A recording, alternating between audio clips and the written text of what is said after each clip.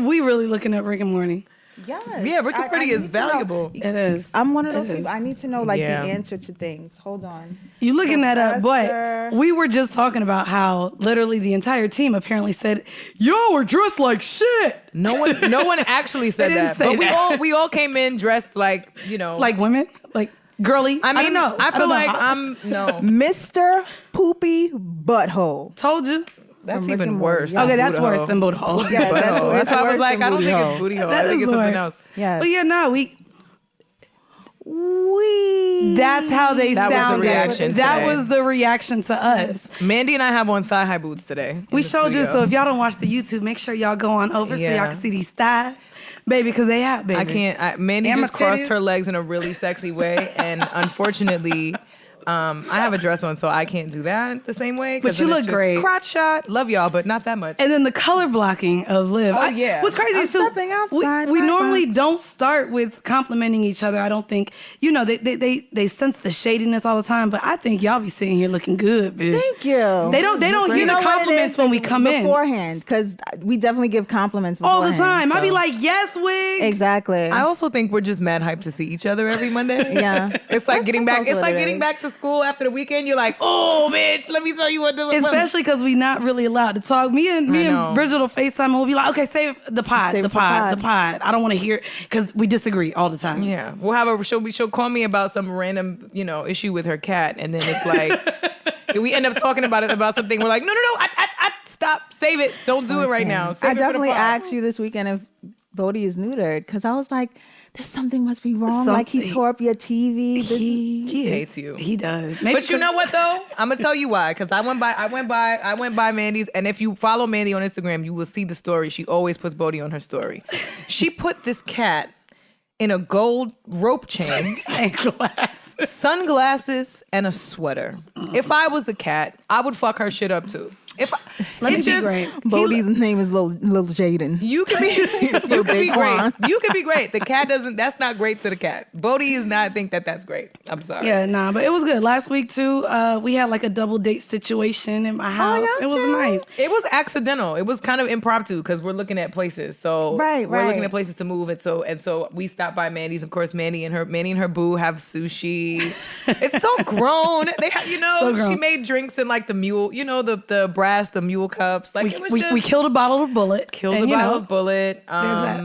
And definitely paid for it the next day, which is a sign of our 30s. Yeah. Which I realized, that definitely happened. That definitely happened to me. I went to the dentist though 2 days ago. My jaw still hurts. It feels crazy. I haven't been to the dentist since I was like 14 years old. So I got a filling fell out, and the only filling I have that I got when I was like 14 from the one cavity I had when I was 14 fell out of my mouth, and I had to go to the dentist so he could fix it.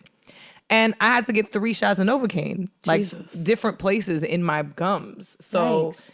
Yeah, so I mean the tooth is fine. The tooth feels fine, but my gums and my I still can't really chew that much on my left side. It's kind of whack. I gotta chew on the right side. I wanted to cue Novocaine, but I don't know how you feel about that, man. You see, I don't know how you feel about that, man. I know. We're getting better at reading the room. I know. We're getting better. Thank you. You see, because I was about to be like, ooh, cue up, but then we know because usually Frank is not in front of the show. No country. No country for any Frank. I'm gonna just continue to listen to this story attentively because I'm not going to play anything. No story. No country for Frank. Go. Well, let's go ahead and start the show off. Because listen, baby, we all tuned in on Thursday. Did y'all tune in? Because we tuned in. Yeah. It's a lot of tunes. We tuned in. Some things were tuned. Some things were out of tune. Oh. But it was still a vibe. It was definitely a vibe from both of them. It was. I want Ashanti to be my friend. Me too. Ashanti gave off those vibes. Yeah. And I want to talk about that too. Vibes. Okay. Tech your love. I told you, if I'm going to give y'all a mix. You're back and no. I'm going to give y'all a mix. Yeah. Like, I ain't going to half-ass it. As you should. That's cool.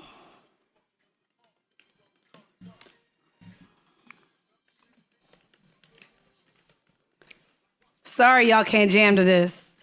They'll be all right. Go listen. It's a good mix. Go listen on SoundCloud or Apple Podcasts. Like, sync it in with the YouTube. Y'all know what to do. It's also, we're cute to look at, but we're better to listen to, I think. I do both. That is what they should do. So if you're watching us on YouTube, sync it with do our that. audio so y'all can hear the jams.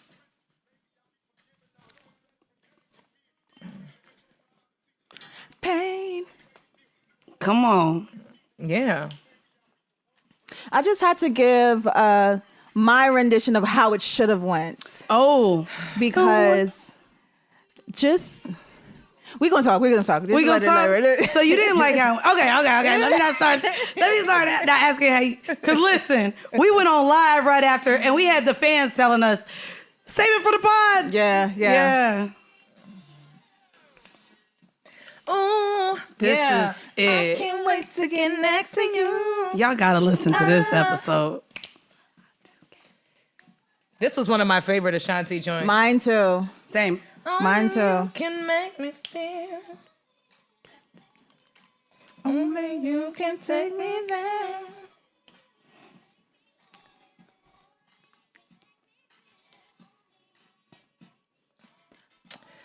Yes. Should have just been like, This should have just been a good back and forth. Energy. Do y'all?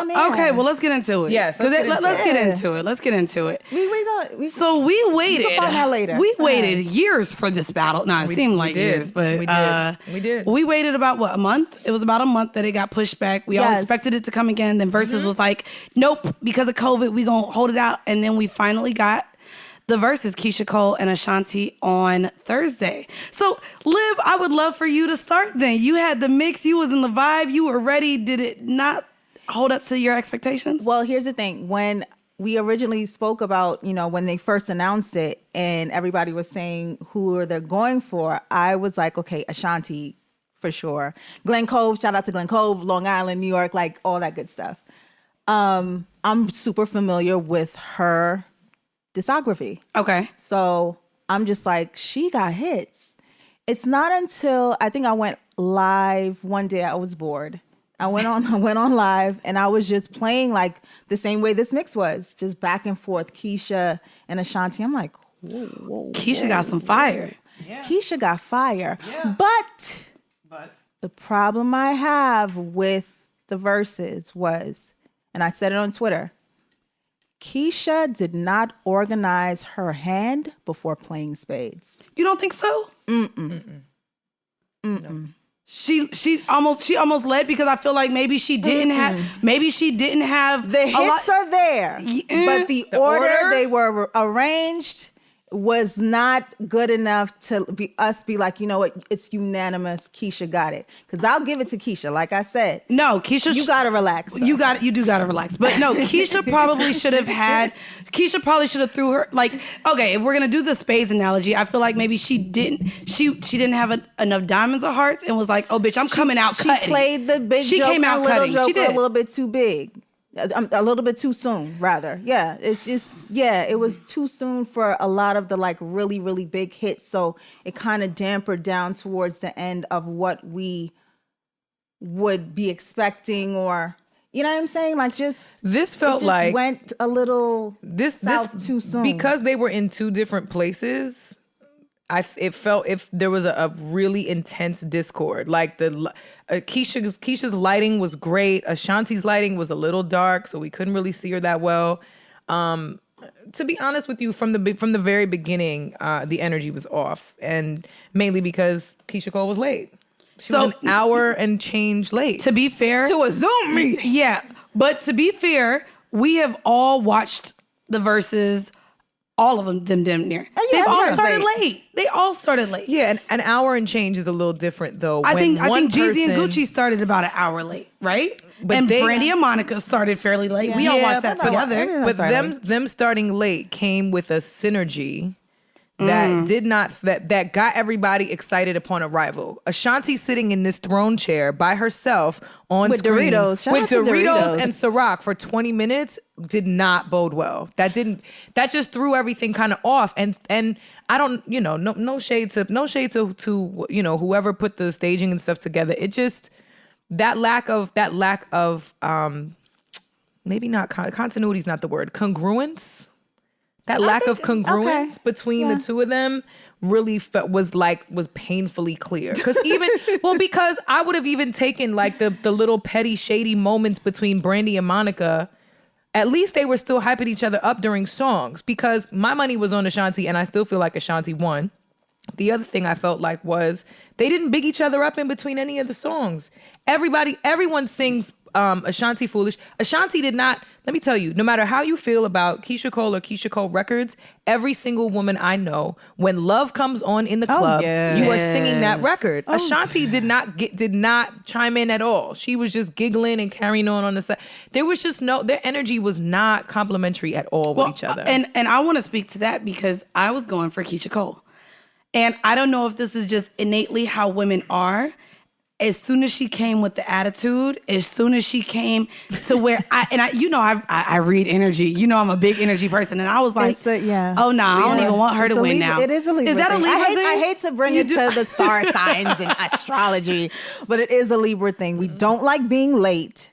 It throws us off. Right, for sure. So I can only imagine what's going through her head. Libra? Yeah, they're both Libras. They're both Libras. It was Battle of the That's Libras. why I'm sure being late. And here's the thing. I've seen Keisha Cole live a number of times. So I know what she brings. I know the energy she brings. I know the star power she brings. I also know the notes that she brings. The sound it was not good. On both sides, the sound was lackluster. And I said it on Twitter. I said they needed Parks. I feel like somebody could have factored in Parks in the budget. Another Libra. They could have put Parks. They could have put Parks on that because it was a lot of problems. I had to I was using my remote control to EQ the situation, which is not fair. I also think as a woman in any term, I mean, I know we started off talking about our fashions, but you do have to think of the comfortability of certain wardrobes. And the fact that she knew she wasn't going to be able to stand up, I think the corset was uncomfortable. I don't think she knew she wasn't going to be able to stand up. Oh, which is why she complained the whole time about not standing up. She asked about it. And because look at the mics that they picked are similar to our mics. They're not a handheld. When Monica and Brandy showed up, they had handhelds. So Monica was able to, you know what I'm saying, be cute, a sashay around with her boots. And Keisha was stuck in this corset, which, by the way, is almost impossible to breathe in. I was about to say, you tell me, how are you? Them titties is tittying. They are tittying. They're amazing. But have you ever sung with, where you had to stay seated or certain clothes that were hard to sing in? Yeah, I've done both. But a corset is different. A corset has boning in it. It's just, it's squeezing. For someone who has a powerful voice like Keisha, you're not going to... It's restrictive. You're not going to get the air that you need to hit those notes the same way when you're seated uncomfortably like that. You're just not. Yeah, she looked mad the whole time. She ain't want to be here. I was told that I guess the late start was because her screen was blurry. And y'all believe that? I don't know. Because Keisha did come out and also interview. She said, I was there the whole time. I just didn't want to sit in my chair because it was blurry. Oh. So she claims that she was there on time. She just didn't want to sit. What I also found interesting, and I'm not sure if he's going to speak on it, Swizz Beatz was in all the comments, rolling his eyes about the tardiness, about the shade, about the lateness. He said it was disrespectful. He commented during the live and said this is disrespectful. So knowing that Swizz has a lot to do behind the scenes, I wonder maybe how much he wasn't involved with this one. Because he seemed to also be throwing...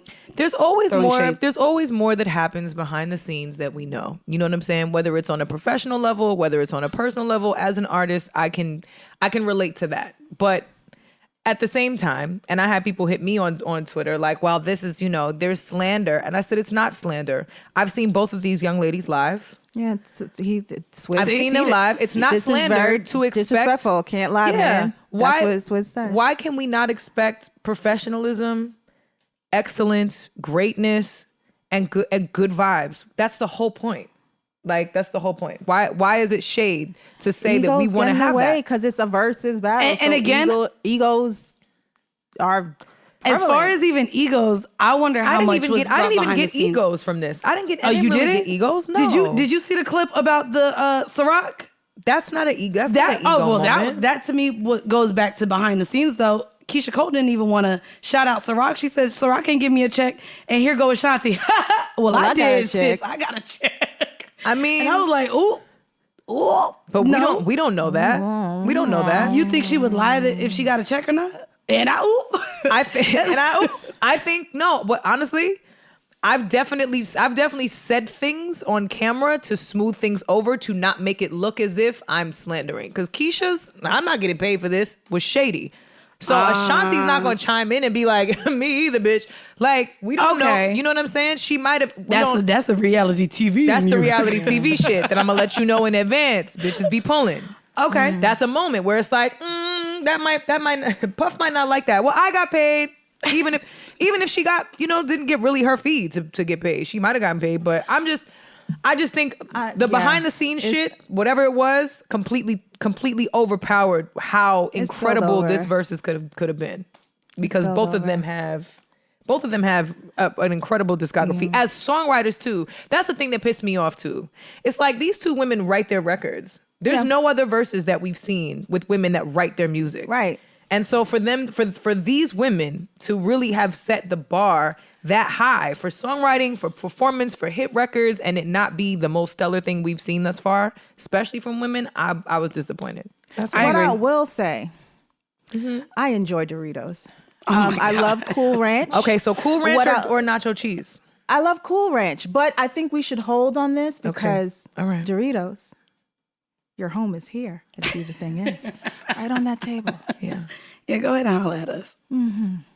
But I'll keep out the fact that I have a boyfriend and will not eat Doritos when I'm around a man that I'm dating. Really? It makes your breath. Ugh. So? It just make it hot. Afterwards. He don't love you if he not making out with you with stink breath. With Doritos breath, I feel it. All right. If he'll be in your face in the morning and your feet smell like gym socks and old mac and cheese, like everybody's breath does in the morning. Right. I'm not gonna lie. That's when you know you really like someone. That's when you really like someone. When you don't care about their morning breath. Yeah. I done been like, come here, give me a kiss. Oh, and don't care about no morning breath. I love it.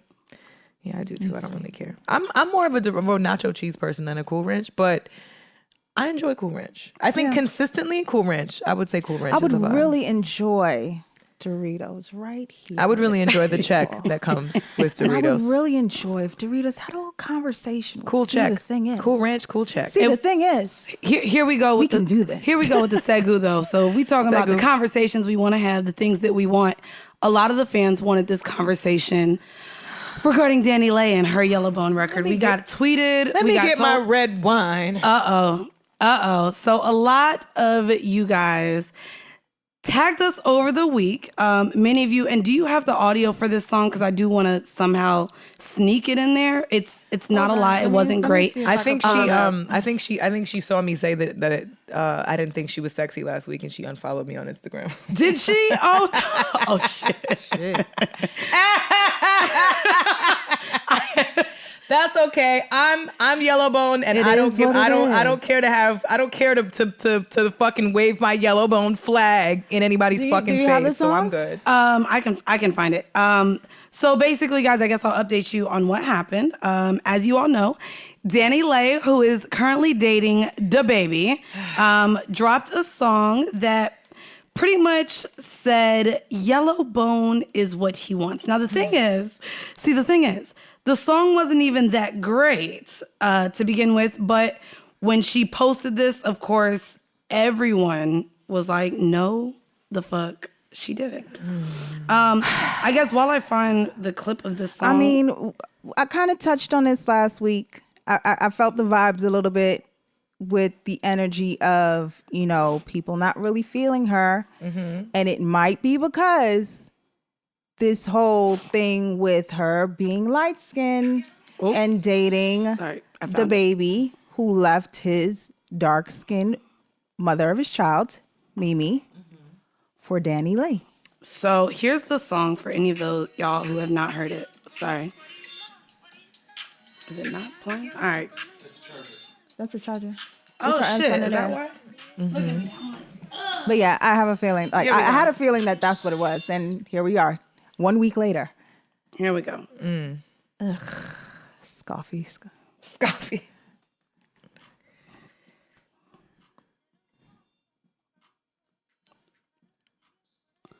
It just sounds bad. But Yellowbone, that's what he wants, is the words of that. And I just want to speak because I know we're going to get into this topic regarding colorism, but I have never wanted a man that wanted me because I was light-skinned or yellow bone or red bone or anything of the matter. So the idea to me of saying Yellow Bone, that's what he wants. To me, no, sis, we didn't need that anthem. She also came out and was like, well, there's brown skin girls, that make anthems for them. She did. Hold on. I also want to say she actually put braids in her hair to say this to make this PSA. But she said, "Why can't I make a song for my light skinned baddies? Why y'all think I'm hating on other colors when there are millions of songs speaking on all types? Why y'all so sensitive and take it personal? Goddamn." Okay. Here's, we all let out a sigh. I guess, Liv, can we have this talk? I mean, this is the space where we can have this talk. This is the topic where I can bring it up rather than you guys hitting me up episode 2 and saying, can we have a colorism conversation? This is where, I still stand where I stand in terms of colorism. Like, when we feed into the bullshit, we're taken away from people who need to be uplifted for not feeding into the bullshit. I can't look at this girl and I said it last week. I really feel like, she's getting backlash from people because there's a colorism thing going on and she proved it the very next week. It's exhausting. I think for me personally with the colorism convo, it's exhausting, and that's why I try my best not to feed into it, because there are people that do fetishize. You know the word. Yes. Mm-hmm. There are people that see this as a fetish. There are people that, choose who they date over how light they are, how dark they are. There is this situation where the baby left the mother of his child, was actually dating both of them at one point. Mm-hmm. Yes. And then chose Danny. So she feels she is the one. The superior one. So I really feel like this song was not, well, you know what? It is. It is absolutely. It is colorism and feeling like you're superior. But it's also mainly a slide to Mimi. Mm-hmm. Because there's lyrics in the song. We didn't play the extended version. I'll play it in a second. There's lyrics. There is an extended version. It's a whole song. It's a whole song. I thought that was just a leaked snippet, and she. Oh, the song is out. There's a part where she says, "He came to me because he wanted a lit bitch." Okay. So the only lit bitches are right. All right. Here's the extended version of the song. Yeah, because I think.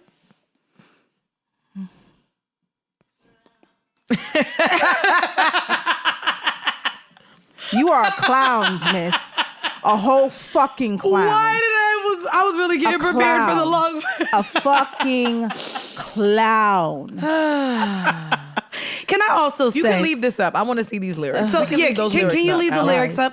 It is an unreleased song. I do also, before we get into the lyrics, I want to talk about, again, being light-skinned, how it made me uncomfortable. Again, I don't want to date a man who prefers me because of the color of my skin. I think that's very tacky. But more so, she goes on in her apology, and I want to put that in air quotes, that she doesn't see color, but then proceeds to say that she is dating a chocolate man and that she has dark-skinned friends.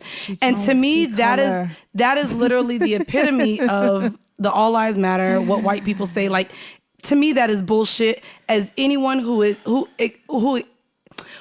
the privilege that comes along with being light-skinned. Which she also tried to denounce. She said that she never have. She said that she doesn't have that privilege as well. Is this why you made that song then? Because you don't have that privilege? And because you don't see color? Like, everything about her apology was even contra-fucking-dicting. So as an artist, I would like to chime in for a second. Let's go, artists. The first thing that I asked myself when I saw this PSA, I'm not going to call it an apology because it's not, the PSA that she made was, where the fuck is her team? Where the fuck are y'all at? Management, publicity, assistants, where are y'all at to tap her and be like, I tweeted in response last week because another another woman that I know from Atlanta tweeted, please stop calling her Yellowbone, because Yellowbone is really a nickname for light-skinned black women, and she is a Dominican girl. Right. So there's a couple reasons that this is triggering, and I can say this, I was equally as offended, mainly because people always think I'm Puerto Rican. Same. And I hate it. I hate it. I hate it. You did. I hate People it. always think I'm Puerto Rican until I start talking, and then it's like, oh, nah, never mind. Wait a minute. But for the most part, everyone has always thought I was Puerto Rican, and I hated it. And then gradually, as I got older, it was like, oh, okay, cool. So her dad's black, so you're black. Period. That's how it goes. You're yellow. You're just yellow. You're high yellow. Mandy, high yellow. We're light skinned. Fine.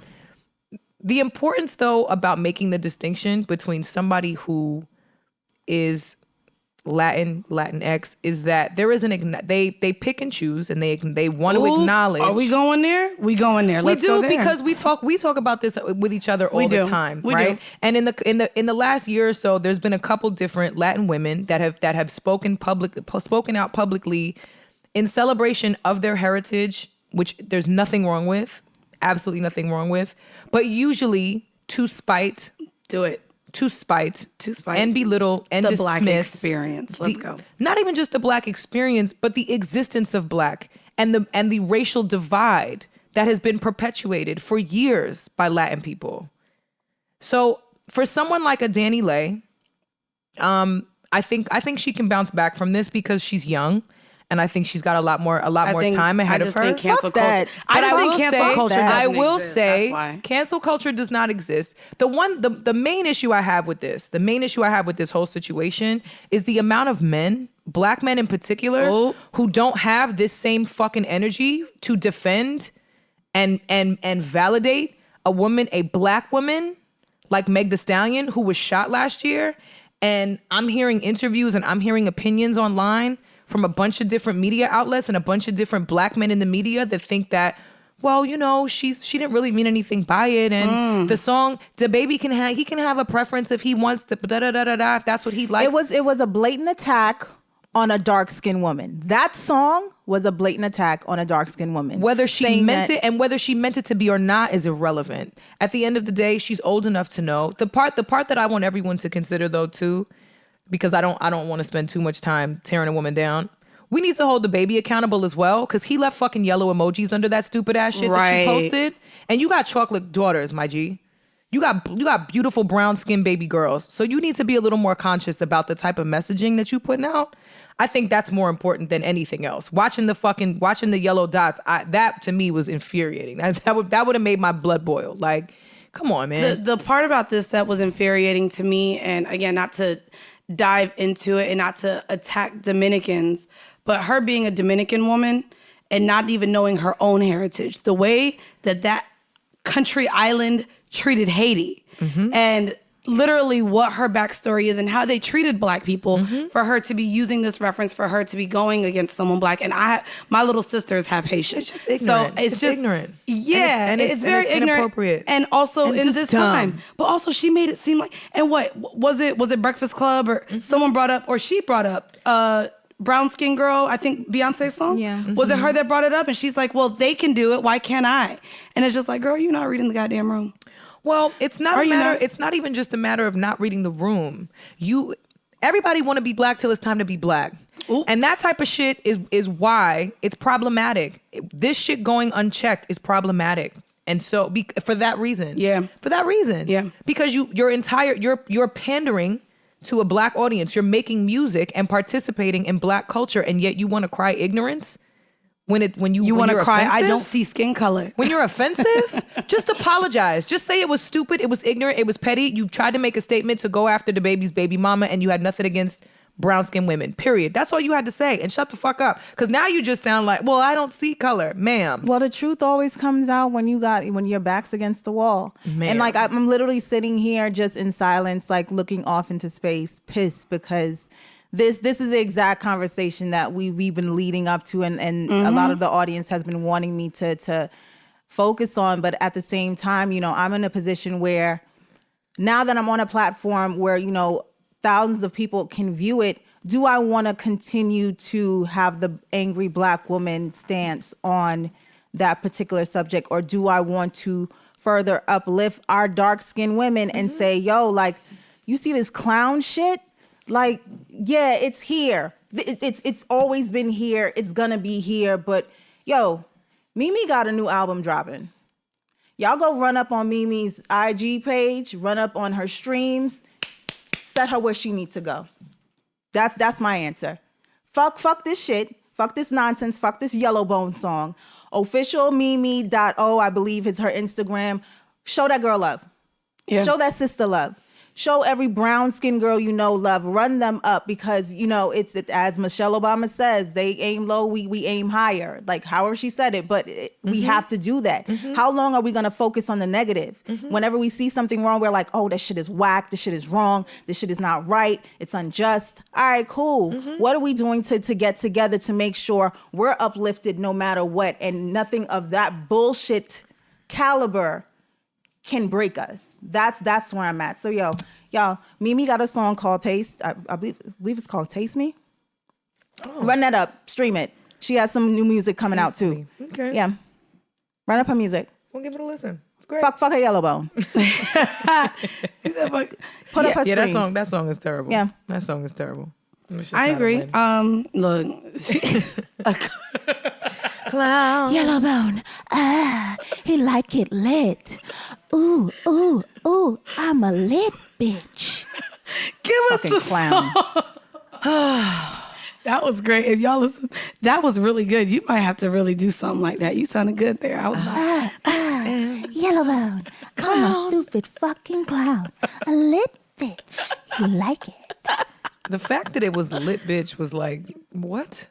Facts. I'm baffled by the stupidity. I am. And again, I am sad that there was no team member to take that video down, take that don't say nothing else. Just shut up. Just don't say nothing else. Right? I want to apologize to Prince. Prince, I am sorry that this was your protege at one point. You don't deserve this. Your legacy don't deserve this shit. Now, especially when Yellowbone alone. That song is trash. You don't deserve that, Prince. And the Yellowbones don't deserve that either. Because we not with you on that one. We not signing up for that. Mandy and I are not on that team. Sorry. Right. Not even close. And you know what? I'll be honest. I think that's why that conversation was wanted really early Yes. on. It's like they wanted Liv to come in and be like, you bitches are light skinned. You guys can't say certain things. You guys can't do this. You guys can't do that. You're light skinned. I'm dark skinned. I have a different experience. Yeah, I think they wanted you to come in almost angry. But I can't give anger when it's not warranted. Like, no. I can't give you guys anger because you've never put me in a position where I feel like, okay, because I'm dark skinned, I'm getting treated differently or unfairly. But you're also dealing with two people that have a different experience than you, that also understand the level of privilege that we also have because of the color of our skin, and that privilege is also a responsibility, right, to shut the fuck up and read the room. That's our responsibility as light-skinned women. That's that's why I'm glad y'all have this platform as well to speak on that, because a lot of people feel you guys move in privilege and are tone deaf and just blind to everything that's going on, and that's not the case. Well, I'm sorry, I see color. I'm not colorblind by any means. I see color, and I wanted to actually segue this to something that maybe men aren't aware of. And we don't, we're trying to get more just current events, not only in the industry of entertainment, but things that are going on. And I'm not sure if you guys that aren't local to New York are privy, but something just happened at a Harlem bodega. Yes. Basically, a woman was pretty much attacked by, and if I'm not mistaken, it may have been by multiple men. Yep, but it was a group. It was a group of 3 or 4. She was attacked by a group of about 3 to 4 men because she declined a man's advances. So I think that he was trying to purchase her bottle of wine, and she was like, "Nah, it's cool, I got it." They surrounded her. Yeah, they surrounded her in a liquor. It was, I think, either in a liquor store or a bodega. They surrounded her. There were 3 or 4 of them, and they were giving her compliments. She said, "Thank you," politely, not being, whatever. Thank you, keeping it pushing, as most of us do in those scenarios. Nothing extra, just thank you, going about her business. They then offered to pay for her stuff. She said, "No, I'm good. Thank you very much, though. Appreciate it." Then she proceeds to leave. They follow her. And it escalates to a point where one of them spit on her. One of them tried to bite. One of them bit her face. Oh my tried to bite her. Like took a chunk out of her eyelid. By all of them. She was literally attacked by what looked like 2 to 3 men outside the store. I wanted to bring this up because there's always talks on the Twitter timeline in group settings where men genuinely don't understand why we give someone our number when we're not interested. And I will say a lot of times women will give you their number just so that there's a pleasant engagement and I can walk away. Correct. Because there have been a lot of times, and I'm from the South, so and I don't know what the experience is like up here so much, like growing up, but if you turn somebody down, it's, oh, bitch, you ain't even that cute, no way, old fat ass, old pussy ass. Yeah. Oh, they ready to fight you. You know what I out mean? here. And a man will easily like then degrade you and tell you how unattractive or unworthy you are for his presence. So it's weird because in terms of dating and being single, men are always like, well, then why did you give me your number if you're not interested? That is why. The fact that we have to fear our lives for just saying no. I literally was walking to Walgreens a little bit earlier before I came here. And in this outfit? No, in her sweats. No, in my sweats. Just the store run before I actually changed. No. I had on the sweats. I would have approached her at Walgreens like, excuse me. Nah, she's too rich for me in this outfit. Can you tell me what it is? Shout out to Aliette, Jason Rembert. Yes, Black designers. Support them. Thanks. Support. Yes. Went to Walgreens, sweats, all that good stuff, and a mask on, but my makeup was actually done. So I come outside of the building and a guy in his car, I guess he's like parked waiting for his friend or something like that. He's like, hey, yo, Ma, you so beautiful. I'm like, thank you. And I just keep it moving. He's like, nah, but I'm saying, nobody, I said thank you. I said it. I did. I really did. But that's the energy you got. They get aggressive. Story, you really got to give that energy. And I mean, even before this story, I mean, you said it. That's what you have to do. You really have to be. I have had to fake psychotic breaks. Oh yeah. I've had to fake Tourette's in a number of. Wait, you fake Tourette's? 100%. Because guess what? Guess what doesn't 100%. Work? Guess what doesn't work anymore? This is my girlfriend. They don't even. Now they want to see you kiss. Can y'all kiss and show me y'all really girlfriends? No, I've broken things. I have been in a store and literally broken things. I don't give a. I'll pay for this shit. I'll pay for it. Wait, you somebody will say yes because I've played deaf before. I've never played that. I just act like I have a tick. I have a I have a tick, or I'll just like you're interested in me, and then I will literally deaf before. No, when I lied to you. I know sign language, so like it wasn't like bullshit. But I like just sign language. My name. When I was in LA, I was in LA in a grocery store. I cleared an entire shelf of pasta sauce. There was nobody else in this store, right? I was in a store. It wasn't a full-on grocery store, but it was a shelf. It was like a bodega. This man followed me down 3 different aisles after I said, I'm good. Thank you so much. Appreciate it. I start saying it louder, thinking maybe I appreciate it. Thank you. No. This man, there is such a gap. There's such a big gap between persistence and just complete disrespect and disregard. This man was not afraid. So the only thing I could think of was, how do I scare him? How do I scare him? I'm not going to scream for help. There's nobody in here with me. And so I have my phone out and I'm looking at my phone and I put the camera on and I see like he's walking kind of behind me, trying to stay out of the frame because he saw I have my phone. So I literally was like, okay, I think I'm gonna get these things. So I start picking things up. I took the pasta sauce, dropped it on the ground. The shit broke. I turn it. He looks startled now. So now I was like, I'm gonna make pasta tonight and knock the whole shelf. Just like that. The whole shelf of pasta sauce onto the ground, right? Oh my God. This man started to back up slowly. It took all of that? It took all of that. And I didn't care because I thought to myself, sir, number one, if you are crazy enough now to approach me, I'm slicing your ass with this broken glass from this pasta Bridget sauce. said, I'm gonna make pasta tonight and smash the whole thing. And I turned around and he literally backed up slowly. I'm ready to get the fuck. Okay. I will say, men, persistence is cool, but also you know when a woman is maybe just not interested. Like, honestly, do they not know? Wait, do they not know? They know. It's not about that. So why do they keep going? I don't think all of the time that this happens, that this is coming from mentally stable people. It's not. Okay. It's not. Especially this, and in all seriousness, getting back to, the topic at hand, especially in this situation, that can't be coming from mentally stable. There was nothing that warranted an attack whatsoever in that situation. He bit her face. I'm assuming, drugs were involved at this point. I'm thinking he's on bath salts. It had to be bath salts. No way. I was about to say it had to be bath salts. Well, if it's Harlem, it's K2. Oh, wait, K2 is that thing that they actually sell behind the counter, right? Yeah, I did hear about Harlem being on that shit. Not whole of Harlem. Okay, not the whole of Harlem. Shout out to Harlem. My nigga from Harlem. We know 125th and What happened to just regular Four Loko? Oh no, I'm not going. No. There's that 125th and Lex is dangerous. 125th and Lex. Them is zombies. Everything from 90 Mark was. Everything from 96th Street on in Lex and right up there is a sketch. If Resident I know Evil. I was about to say, I know we may not be video gamers, but if y'all are into The Walking Dead, take a trip. I know it's COVID, you might need a mask, but 125th and Lex. You might need more than a mask. You might need more than a mask. But 125th and Lex, you will get to see real life zombies. Oh dear. It's crazy. I'm not gonna lie. It is sad, but they are zombies. But ladies, to protect yourselves, sometimes that's what you got to do. You got to call some attention to yourself, and not in a way that, because the minute you visibly become the victim. For whatever reason, there's a trigger in emotionally disturbed person that they've won, that they've overpowered you, that they can continue that process.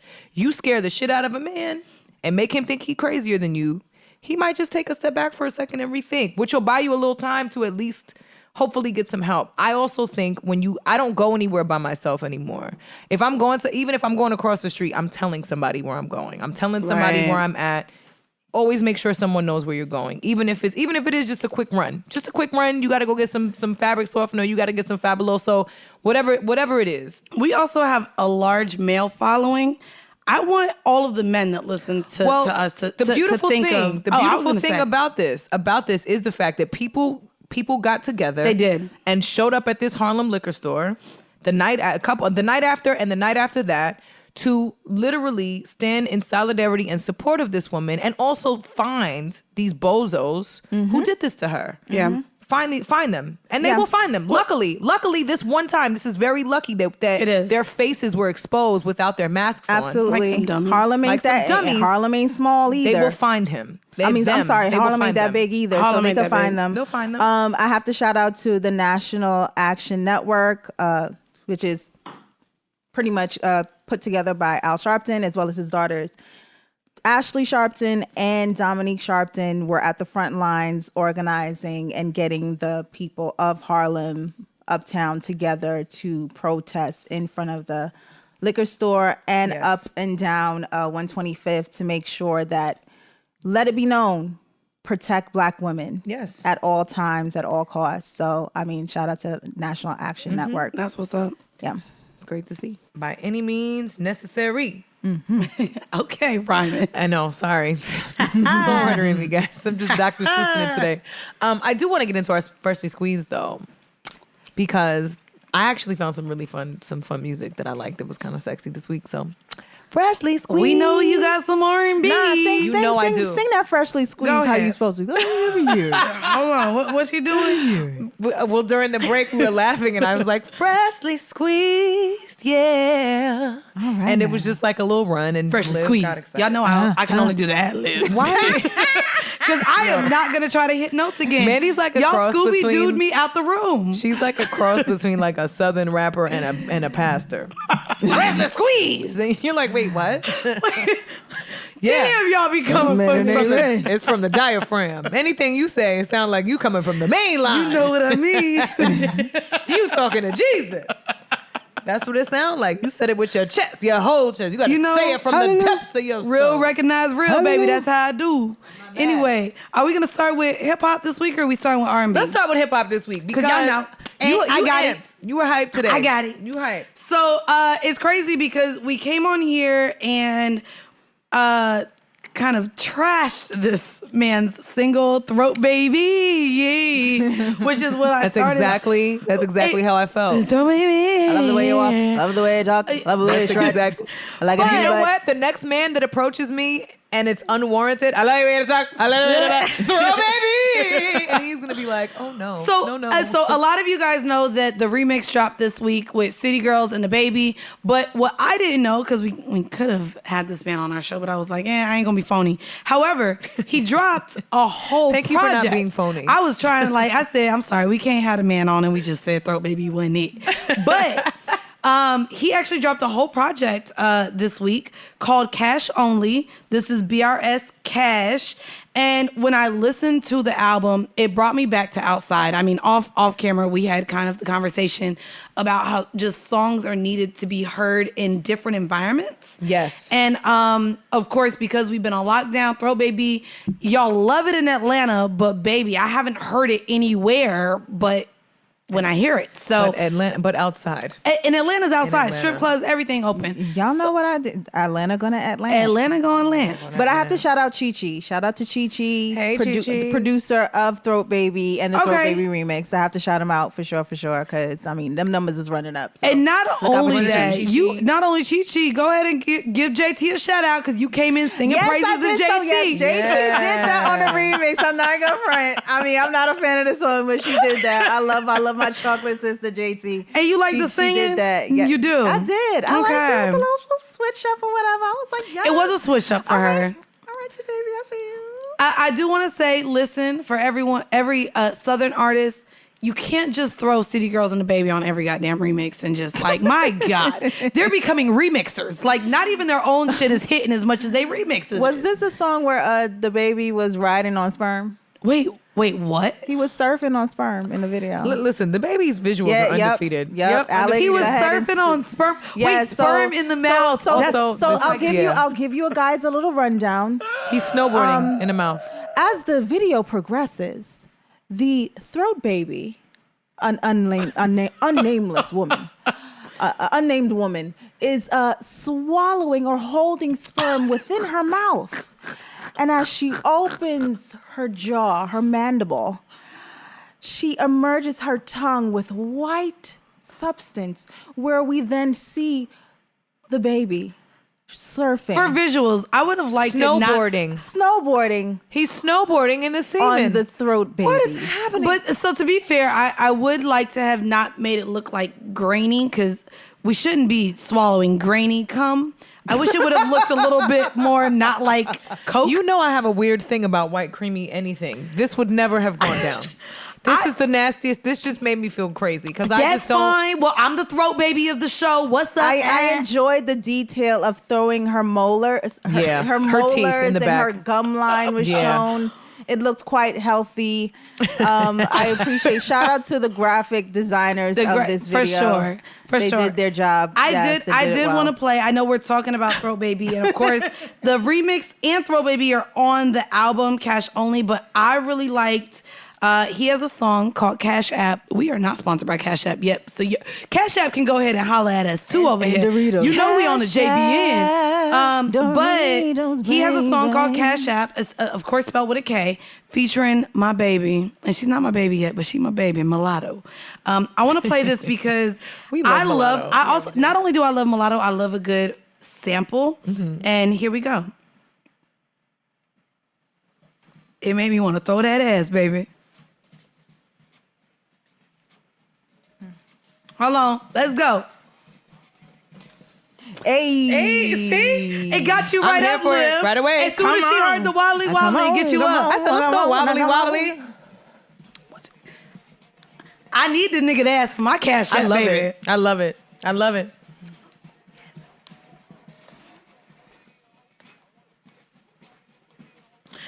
You see? Okay. It feel great. Yeah. Yeah. I just I want like to do his your spoiler. voice. It's a good voice. I really like He his didn't give me this voice. voice on Throat Baby. No. Cash App with Cash no App limit. with no I like limit. He must have a blue check on Come Cash App on, like come Rory. on. I sent Rory like $40 for dinner when he had COVID. And I said, nigga, how you got a blue check on Cash App? I said, I didn't know there was verified checks on Cash App. Verified. Wow. Parks, are you verified? Are you verified on Cash App? Because Rory got a blue check on Cash App. I am not appreciating. You are verified, Parks? Wow. Niggas out here with blue checks on Cash App. Let me tell you something. We are the second pod on the Joe Budden Network, and if we are not the second pod with verified checks on Cash App, I'm knocking all this shit over. No, not with Tourette's. You literally knocking it over. I will absolutely make pasta tonight. I will air this bitch out. Seriously. On Cash App. I do want to say that's one of the only features he has. He has Mulatto and Tusi on his album, but it's just real like good strip club, like ooh, like that music that just make you go like ooh, bent that ass, ooh, make you want to hop up on a dick and shit. It does. I like it. I like it too. It makes me want to put on. I used to have stripper heels just in my closet. I got rid of them, but I used to just have them, and I just used to like to just wear them and drop when my knees worked. This was back clearly in my 20s. I think your knees still work. They still work. No, that's why I didn't do the busted challenge, y'all. Your inner metronome doesn't work, but your knees work.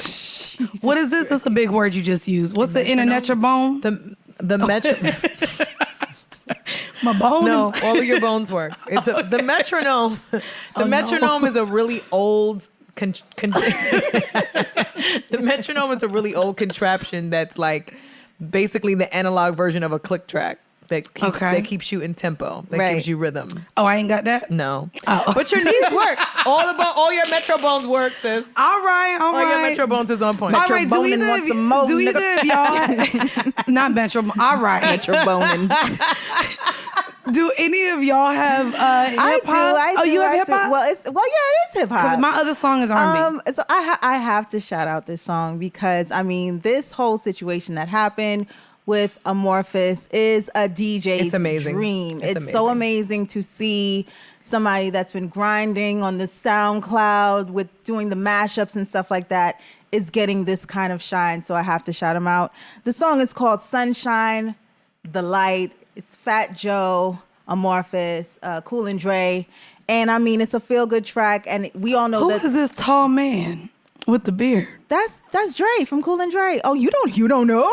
Oh, bitch, I just didn't know. Cool and Dre's. Oh, wait, I do know about Cool and Dre. Yes, I do. Mm-hmm. You from Florida, too? Oh, but he looked good in this video. He could sing. Oh, I know. I know once you said Cool and Dre. You know Mandy Love a real tall tree with a beard. Oh, my God. Let me climb that. A tall man with a beard. You know what's crazy? And I don't know how many years ago this was. This was maybe 2009. I met him when I worked in Coach. This is when Coach was cool. He came in to buy his girl a Coach bag when I worked at Coach in Orlando.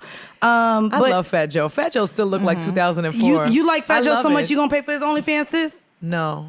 He got OnlyFans with DJ Khaled. Y'all paying that $20 a month? No, you asked for the me. OnlyFans? I said no. You said still no. Still no. No. It's still no. All right. But I love him with these silk shirts. Look at these silk shirts. He does look like he looks like 04 Fat Joe. He looks like 04, and I'm here for it. He don't age. Minus 50 pounds. He's not as fat as 04 Fat Joe, but he looked good. Ow! Don't do it like that. No one else gonna do it like that. Hey, argue. You yell. Who cares when it feels like crack? Got Ow! Right. Hey. My eyes is going to one nigga in this whole video. Goddamn. Show him some more. That's because he look like Cool and Dre. He look like my nigga, don't he? Oh, damn, he fine. It's a lot of Spanish mommies in this video. Damn, I'm talking about, yeah. Can I ask you? I need to go to Miami. Can we go to Miami? Oh, I'm going February 19th to 21st. There she go. I'm hosting Mocha Fest. I'm trying to plan a girls' trip. Contest. I'm trying to plan a girls' trip. I'm going for work. I'm only traveling this year for work. That's it. That's fair. And Morocco, because I got a flight deal, $200 round trip to Casablanca. Bitch, I know. Yeah. I want to ask both of you guys as artists. What are black girls in this video? Not only that, Rihanna, is this a sample they had to pay for Rihanna? Why is Rihanna not a part of this, though? Is this because they just sampled It's just a sample. So they paid for the Luther sample. They paid for the Rihanna sample. And I mean, they made sure that. Oh, wait, there are no dark-skinned girls in this video. They got all the girls Danny Lay wanted for her video. Mm-hmm. Yellow bow, ha, ha. Cha-cha-cha, I'm a lip Oh, I mean, it does look like a fun video. I'll say that. It does look like a fun video. I have to I have to make it clear, who's the star of this whole song and situation. Yes. Please Amorphous. do. Amorphous. I mean, there's we not love enough. you. We talk about DJs not getting their credit, and it's clear and evident that in 2020 and 2021, we're making sure the DJs are seen and heard and appreciated. So it's so great to see this young man who's been grinding and putting out his music on Twitch and Twitter, SoundCloud for several years is finally getting his respect due and shining in his light. And also really bringing mashups back to the forefront, because this sounds like some Liv shit. It Liv is. be doing this because this is really the art of DJing. Yeah.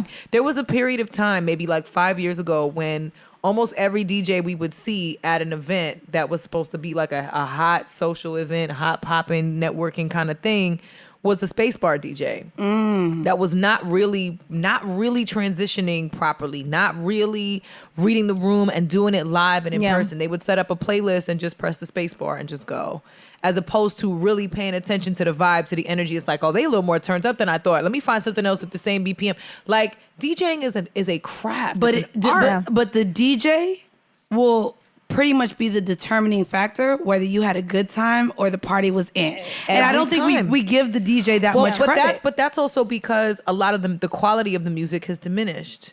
So a lot of DJs feel like, the newer ones anyway, feel like the only way to keep the party going is to play the new shit. Yeah. But just playing the new shit, even if it's not hits, even playing whatever they hear on TikTok or wherever. And they think that it's hot. Actually, Amorphous took Luther Vandross record. Yeah, he did that. A big Luther Vandross record. And y'all know the difference between Big Luther and Skinny Luther. Those of y'all that are of age. Mandy is not. We Don't know. do me. We know. 2012. Y'all got everyone really tagging me, telling me I was born in Big Luther 2012. is different. It was a Big Luther record, and and he threw Rihanna on there. Like, his mashups have really been captivating for multiple generations.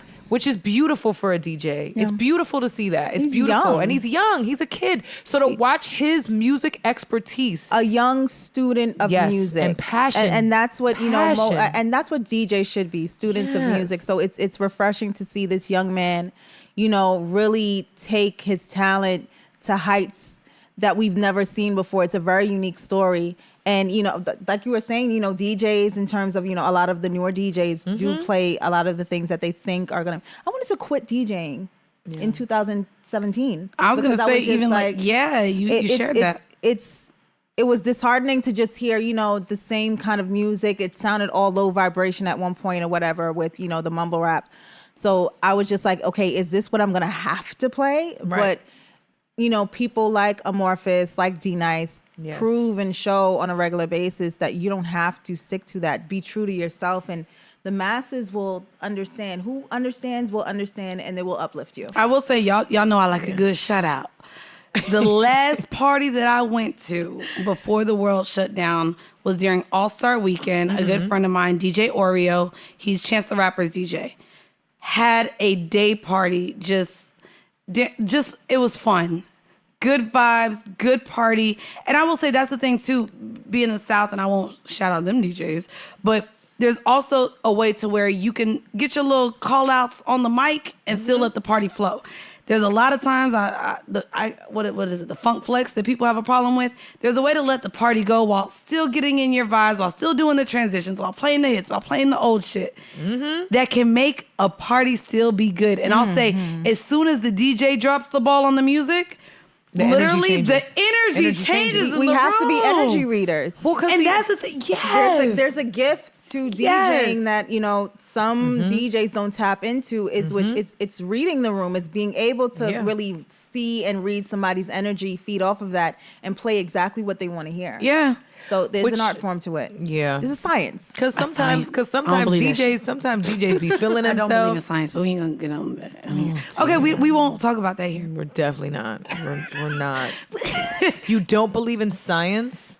I'm gonna give you a chance to remedy that. There can be specific things you don't subscribe to, but you can't say you don't believe in science.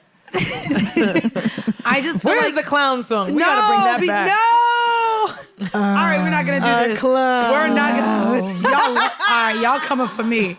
Y'all You love can't say you it. don't believe in science. I believe that science is one of those things that we grow up, and because it has science attached to it, we're just supposed to take it as fact, as You true. have We're not supposed to. How do you think that blonde became blonde? I ain't gotta do shit, bitch. I ain't gotta do How shit. you think that blonde became But live and blonde? die. It definitely was science that got you that blonde. Hold on. So science is a series of tested, tried, and proven. Okay, so here's the thing, experiments right? Based on elements. Here's when I really started questioning shit. Interchangeable I wanna share this elements story. that produce absolute conclusions. Can I share this story? I grew up. Yes, Alex with the zoom in on the definition of science. I grew up and I used to want to be an astronaut. Real quick. I'm from Florida. I'm from Orlando. So so y'all right there. It's right there by the Kennedy Space Center. Of course, one blew up when I was like, I don't know, 4 or 7, 94, 97, can't remember which one, but it blew up. However, I used to be like on Christmas and all that shit. I got crystals, I got the planets, I got the glow in the dark shit. And within my childhood, Pluto went from being a planet to no longer being a planet. And I was like, oh, really? So you guys tell me all my life, Pluto's a planet. So one day you want to come and say, because I said this is science and it's not a planet no more, now it's not a planet? Fuck science, because now y'all just lying to me. And you know what? From that moment, I said, fuck it all. So you got your feelings hurt. Nah, I said, y'all ain't true. This is some government conspiracy shit. Science ain't real. And that's where it went. We could go to R&B now because we are freshly... Wait a minute. Wait, no. This is because of Pluto? So Bitch, Pluto was the smallest planet, the furthest away from the sun. Epcot Center, Mickey sit? Like, and then one day, don't do that.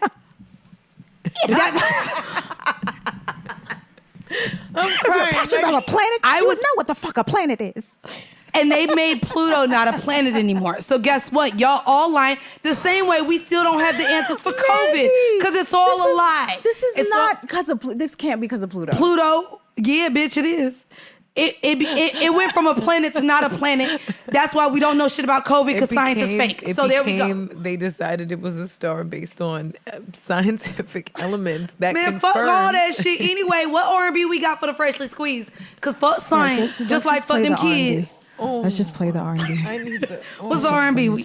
Can I start with my R&B or y'all got R&B? You can start with your R&B. Okay. I don't like this passive aggressiveness tones from the size that you guys are giving me. You do not want me to Mortal Kombat your shit over science right now. Mortal Kombat me? What? Come here! I'm about to scorpion the fuck out of you right now. Over science. There's Are science you kidding me? Everything. And I don't believe that There's shit. Science in your outfit. Like, is there? Yes. You don't believe in science? How do you think your blonde is that blonde? Your makeup is made out of chemicals. There were scientific tests that had to be done time and time again before it was put on your face. Bill Nye. I'm calling on Bill Nye. Bill Nye, if you're watching this, please come up and be a guest on there's a problem why he probably stopped stopped giving us the science guy shit because he realized he was feeding us some that's bullshit. Not what happened. That's not what happened. Anyway though, Jesus. in my Cardi B, my bad. That's Cat Stacks. Anyway though. That's the real one. Shout out Cat Stacks. I'm really shouting out Cat Stacks. All right, anyways, facts. Sucking dick somewhere. Gotta be. Live your life. Well, and that is also science. Wait, sucking dick is science? Yes, absolutely. That's just all right. Emotion. It's emotion and that muscles. Sound effect is also science. Anatomy is science. I don't like how they like brainwashed y'all, but we gonna get in order to brainwash. We not gonna do this. This is what happens when we go to public schools, y'all. We gonna talk about how the public school system let us down too. Nah, because New York public schools are they lifted us up. I'm from the South. New York public schools. I'm gonna find out when we talk about what I watched on TV, and I want to know if y'all ever heard of this, because that means the public school system let us down. Anyway, we finna get into R&B now. So I have an artist. Her name is Ro. Okay. I know that we talked about, it's crazy because we did talk about like the pick me conversation a couple weeks ago, but her song was just like not only so beautiful, it does remind me a lot of Summer Walker. but it's called Fool for You. And when I listen to it, you know, I just be like, I feel like I was a fool for a whole lot of niggas in my life. You feel me? And you out here dropping my lip gloss, so that your lip gloss, that's mine. All right. Here we go. That happened because of gravity, and gravity is we not gonna do this. There you go. That's what we not gonna do. Don't play no goddamn sound effect over there. Stop with the moving on the keyboard. This is not a part of science guy. Inertia is a property of matter. You dealing with some nerds. Bill, you better catch up. Bill. It's fine that you guys are science guy. Y'all are brainwashed. We'll talk it through over the time that we know each other. But I'm gonna go ahead and play now. Her name is Roe. That's ROE. This is Fool for You. And it's beautiful. And it reminds me that a lot of us are fools for you ain't shit niggas. Oh, she's beautiful. She is. Gorgeous. She is. All right, honey boo boo.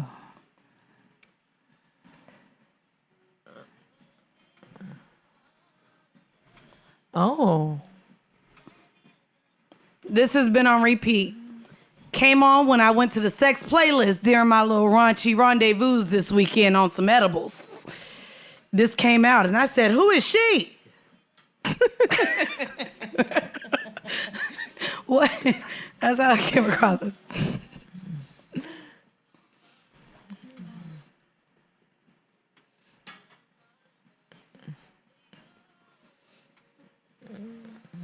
I love her tone. Right? She reminds me of my friend Tiffany. Tiffany Rap, yeah. It's like it gives me Summer, Tiffany, and even Tiana a little bit. She has a raspiness about her. Yeah. So shout out, that's Roe, ROE, Fool for You. Yeah, man, we all be fools for these niggas. We do. I'm not a fool. No? No. Well, Neither I have been. I'm not a fool. Y'all never been a fool though? Yeah. Oh, I have been Okay, a fool. cool. That's what I'm talking about, the past. I have been a fool, past. but I'm not a fool Because we the now. aunties, we grew from being fools and hoes. Yeah. You know what I mean? You could still We be an elevated. auntie and be a fool if you don't, because you watch a lot of the Housewives of stuff, and They definly auntie. The Foolish Housewives ass and a aunties. lot of them participate in foolishness. Not the housewives of stuff. The Housewives of stuff, places that we don't know, that we've never been to. Y'all don't know Salt Lake City? You've never been to Potomac. You can't find Potomac on a map. First off, I go to DC a lot, and that's on the outskirts because everybody live on the outskirts. Outskirts where? Everything is on the outskirts of DMV, DC. that's what it is. I found out DMV was DC, Maryland, Virginia. Yeah, so which skirt?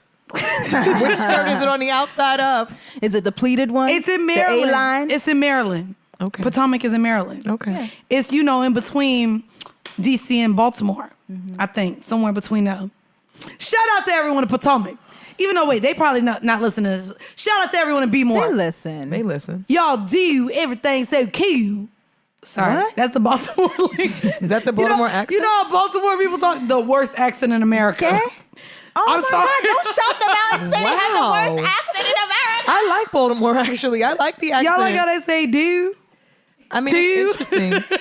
It's interesting. It's interesting. I don't think it's awful, It though. don't sound good. But here's the thing. I'm from New York. Nah, but listen, we're from New York, so to us, the Boston accent is way worse. That is bad. The Boston. cat. Did you pack the cat?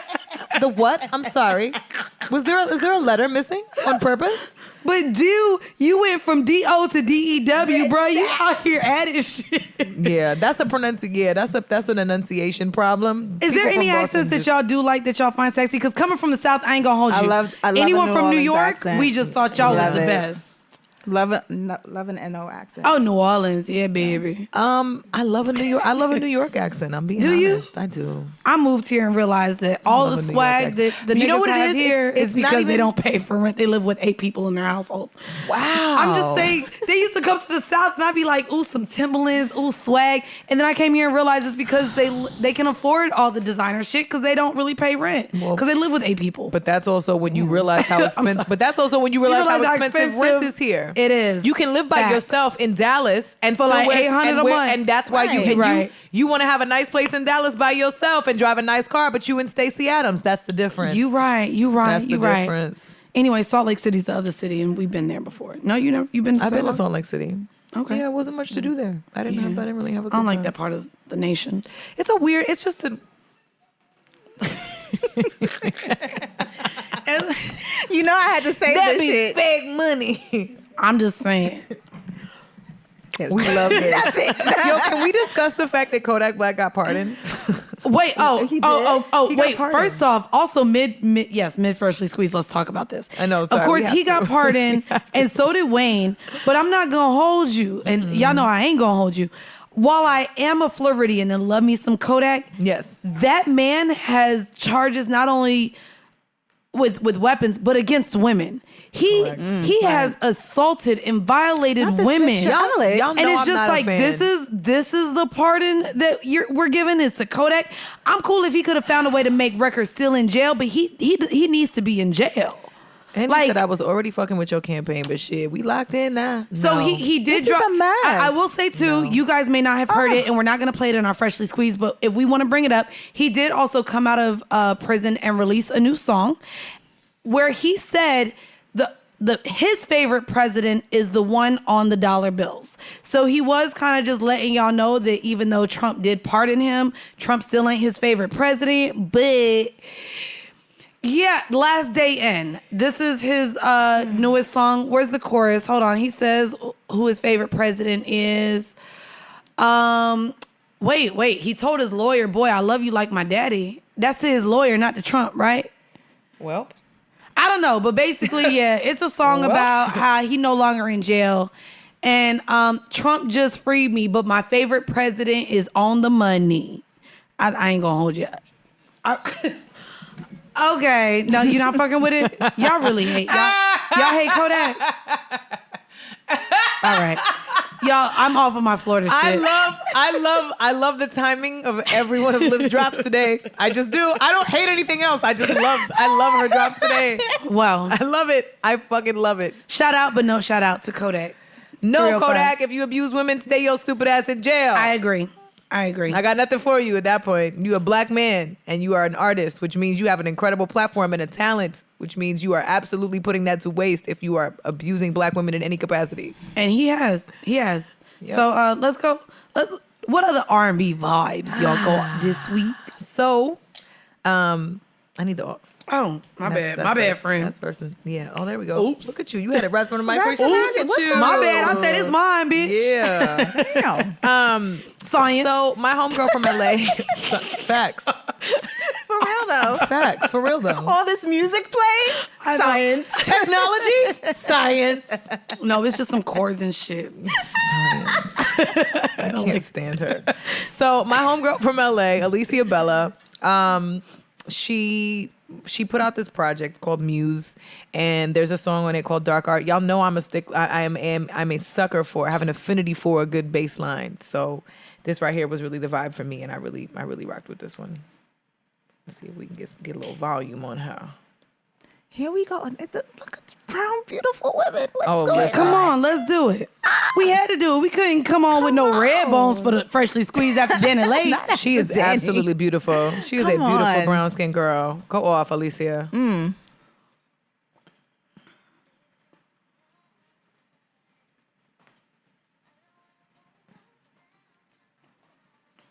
Not tonight. Yes. Live new. Call me dark, babe. Yeah. But I'm a work of art. Yes. Let's do it. You understand? Let's do it. This is how you celebrate the color of your skin. Wait, I didn't even know you was playing this. This is how hear you this? celebrate. Yes, Bridget. Yes. This is how you celebrate. Not the yellow Come bone. That's on. my dark Take fucking notes. is art. Let's go. I like what you did there. But you Yeah. you be knowing. Come on. You be knowing. Come on. Oh, she has a whole project too, y'all. The project is called Muse.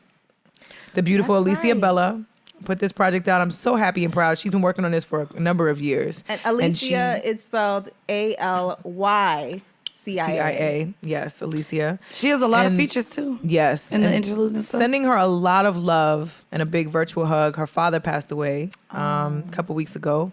and she felt an increased sense of urgency to drop this project, I'm sure too, just to continue to make him proud. He was somebody that was incredibly supportive and loving and present in her life and her world. So shout out to Alicia, man.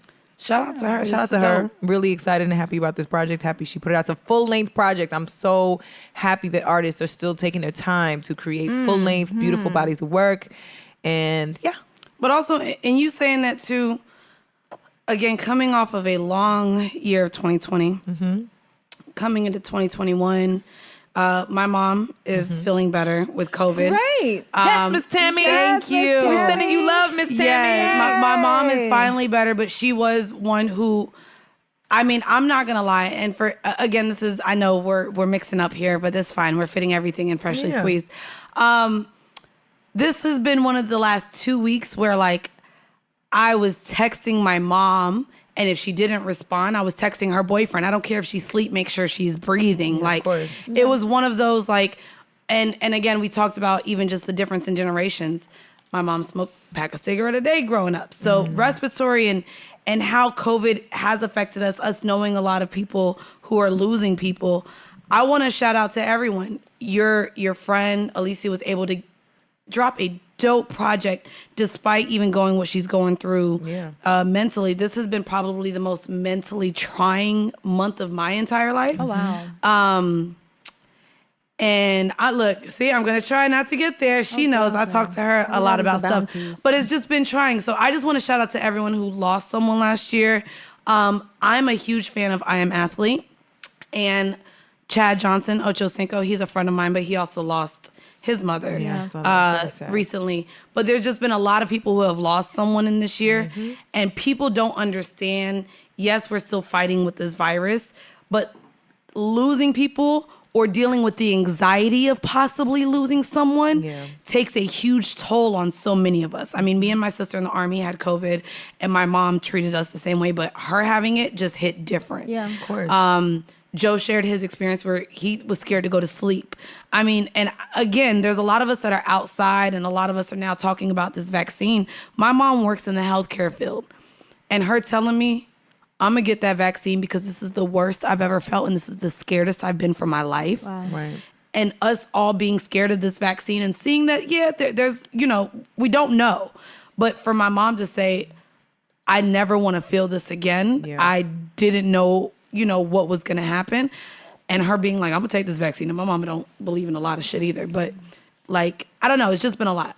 This month has been a lot. And for you to even say, like I said, your friend was able to drop that dope project, and to know that all of us have to come in and record and podcast and go through everything that we're feeling. Right, every single week. And be bright, because we can't show up like Keisha Cole. Right. Because then people really gonna hate us. You know what I mean? Like, there's just a lot. If you won't be here, don't be here.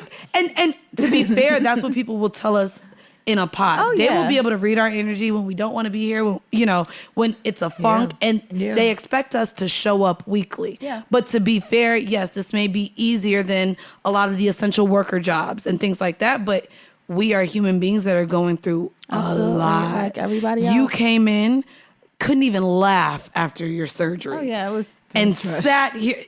Right. And a lot of people don't even realize you sat here and was like, I'm in pain, y'all, but I'm here.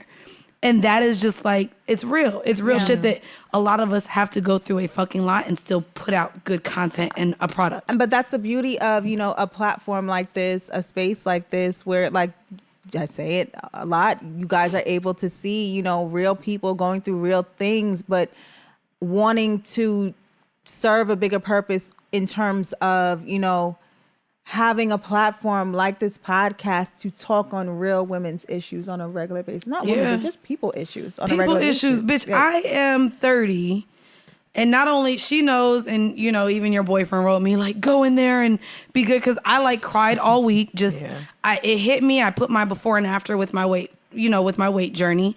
But being in front of a whole new fucking audience, I've been being torn to shreds week in and week out about my weight. And to me, I'm in a place where I'm happy. I lost 80 pounds. So to still be fat shamed after losing 80 pounds, what the fuck am I supposed to do? And so there's that. There's my mom with COVID. My best friend at 34 has breast cancer. Mm-hmm.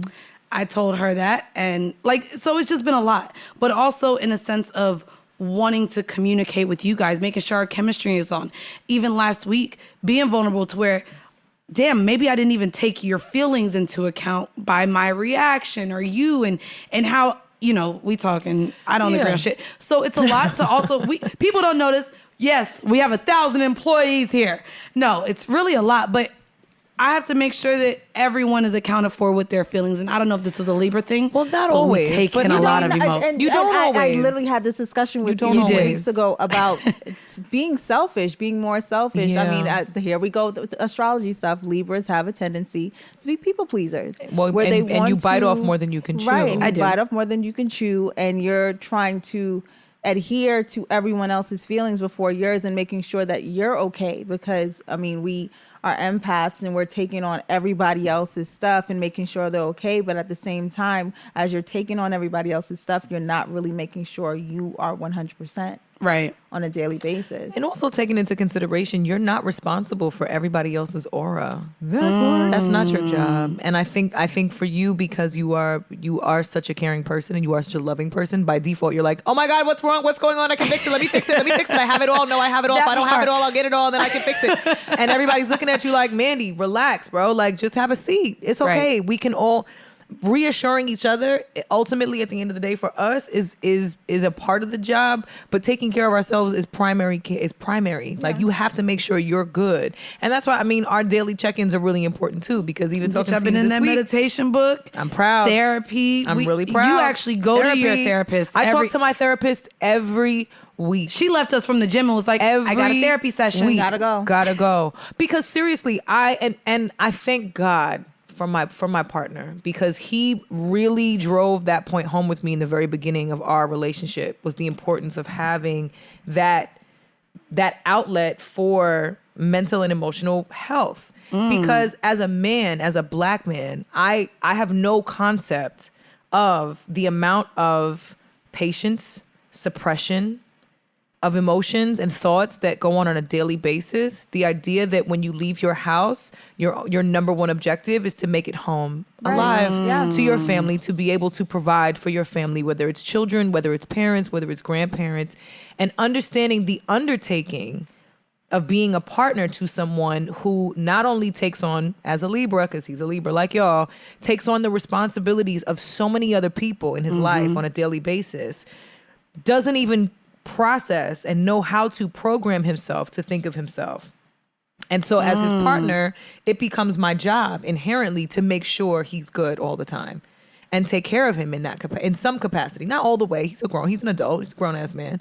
He can take care of himself, but there's certain things that he might overlook and forget because, you know what I'm saying? He's working so hard to make sure everybody else is good. And you have that same capacity. I think the important thing here for us now, especially after last week, especially after Joe came in here and told me that my thoughts were not important. No, I'm kidding. Just kidding. But he did though. He did though. Jokes. Which we hashed out. He did.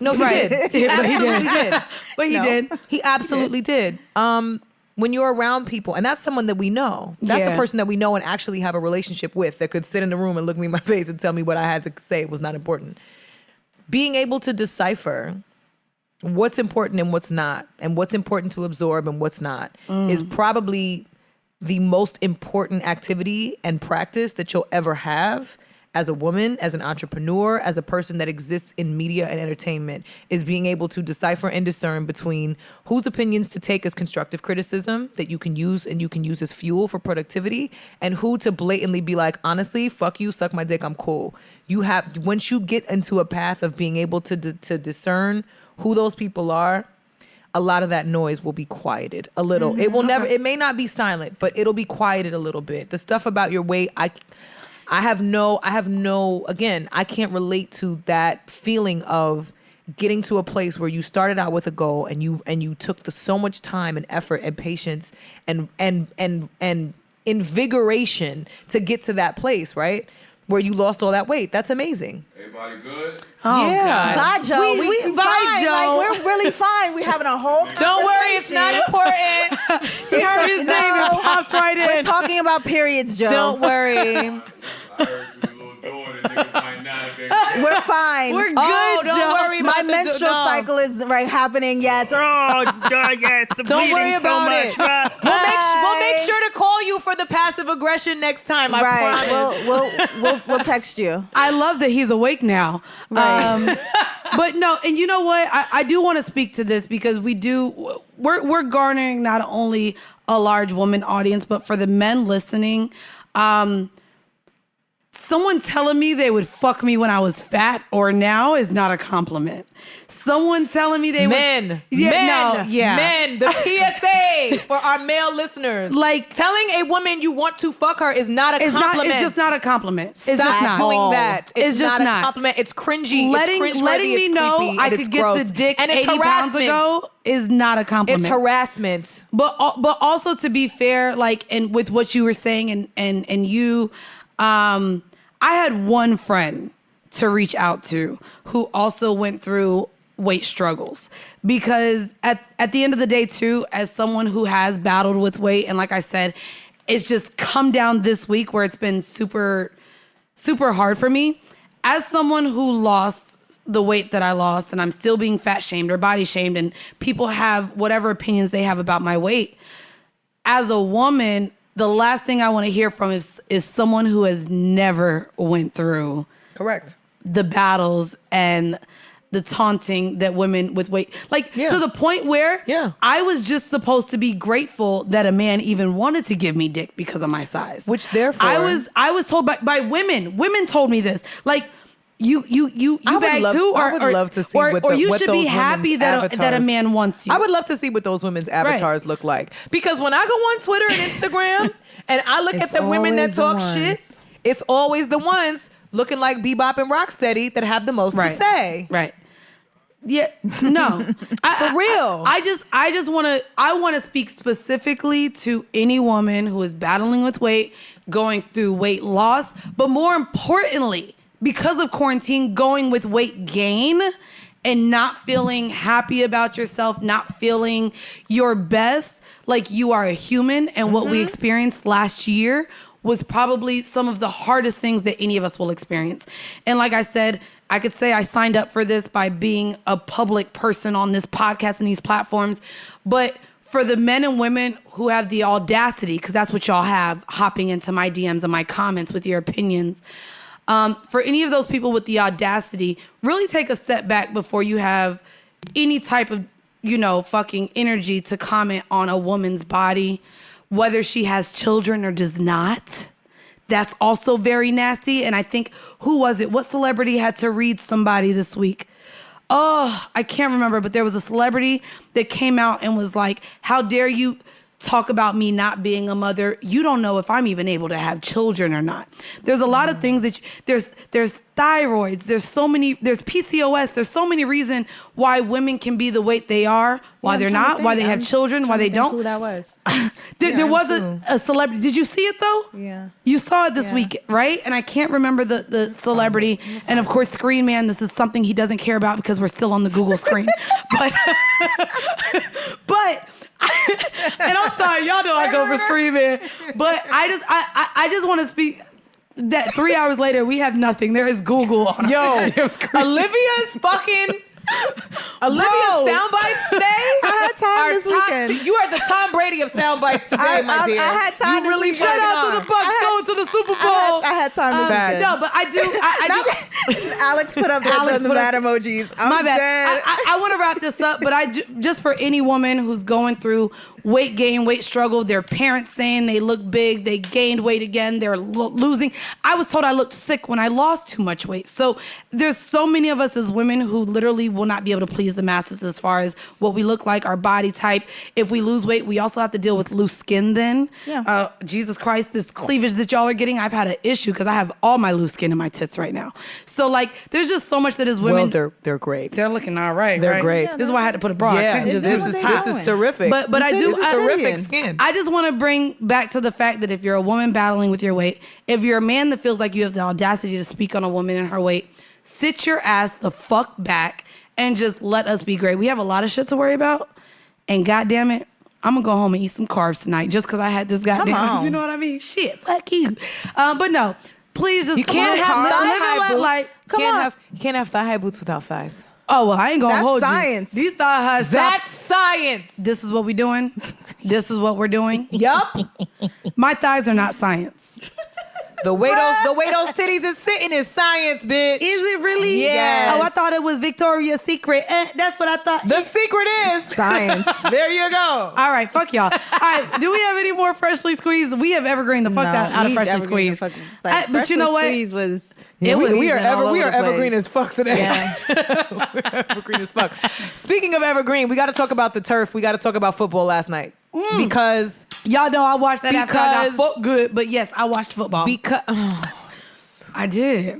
I was like, ooh, a little slurpy during halftime. we have to find a That's way. nice. We have That's to nice, find a right? way to That's the way to- segue. I mean, that's We're not nice, segueing. but- topics. I just tried to segue from a deeply emotional evergreen to football, and we still could not do that without a sexual sound effect. No, I just damn wasn't good. No, I like that. We gotta add that to the soundbite So list. Tom Brady, who is no longer on the Patriots and with the Tampa Bay Buccaneers, is taking the Tampa Bay Bucks to the Super Bowl, Which is in Tampa, by the way. for the 10th time. Tom Wow. Brady's 10th time going to the Super Bowl, right? I want y'all, and I'm not the biggest sports And this isn't a knowledgeable sports person, and this podcast. is not a sports podcast. Mandy has a lot more sports knowledge than I do, yeah, but this I will is say where I was born before 2012. This is in sports. What is Tom Brady's zodiac sign now? Oh that my Google, God. It's a heavily Googled search.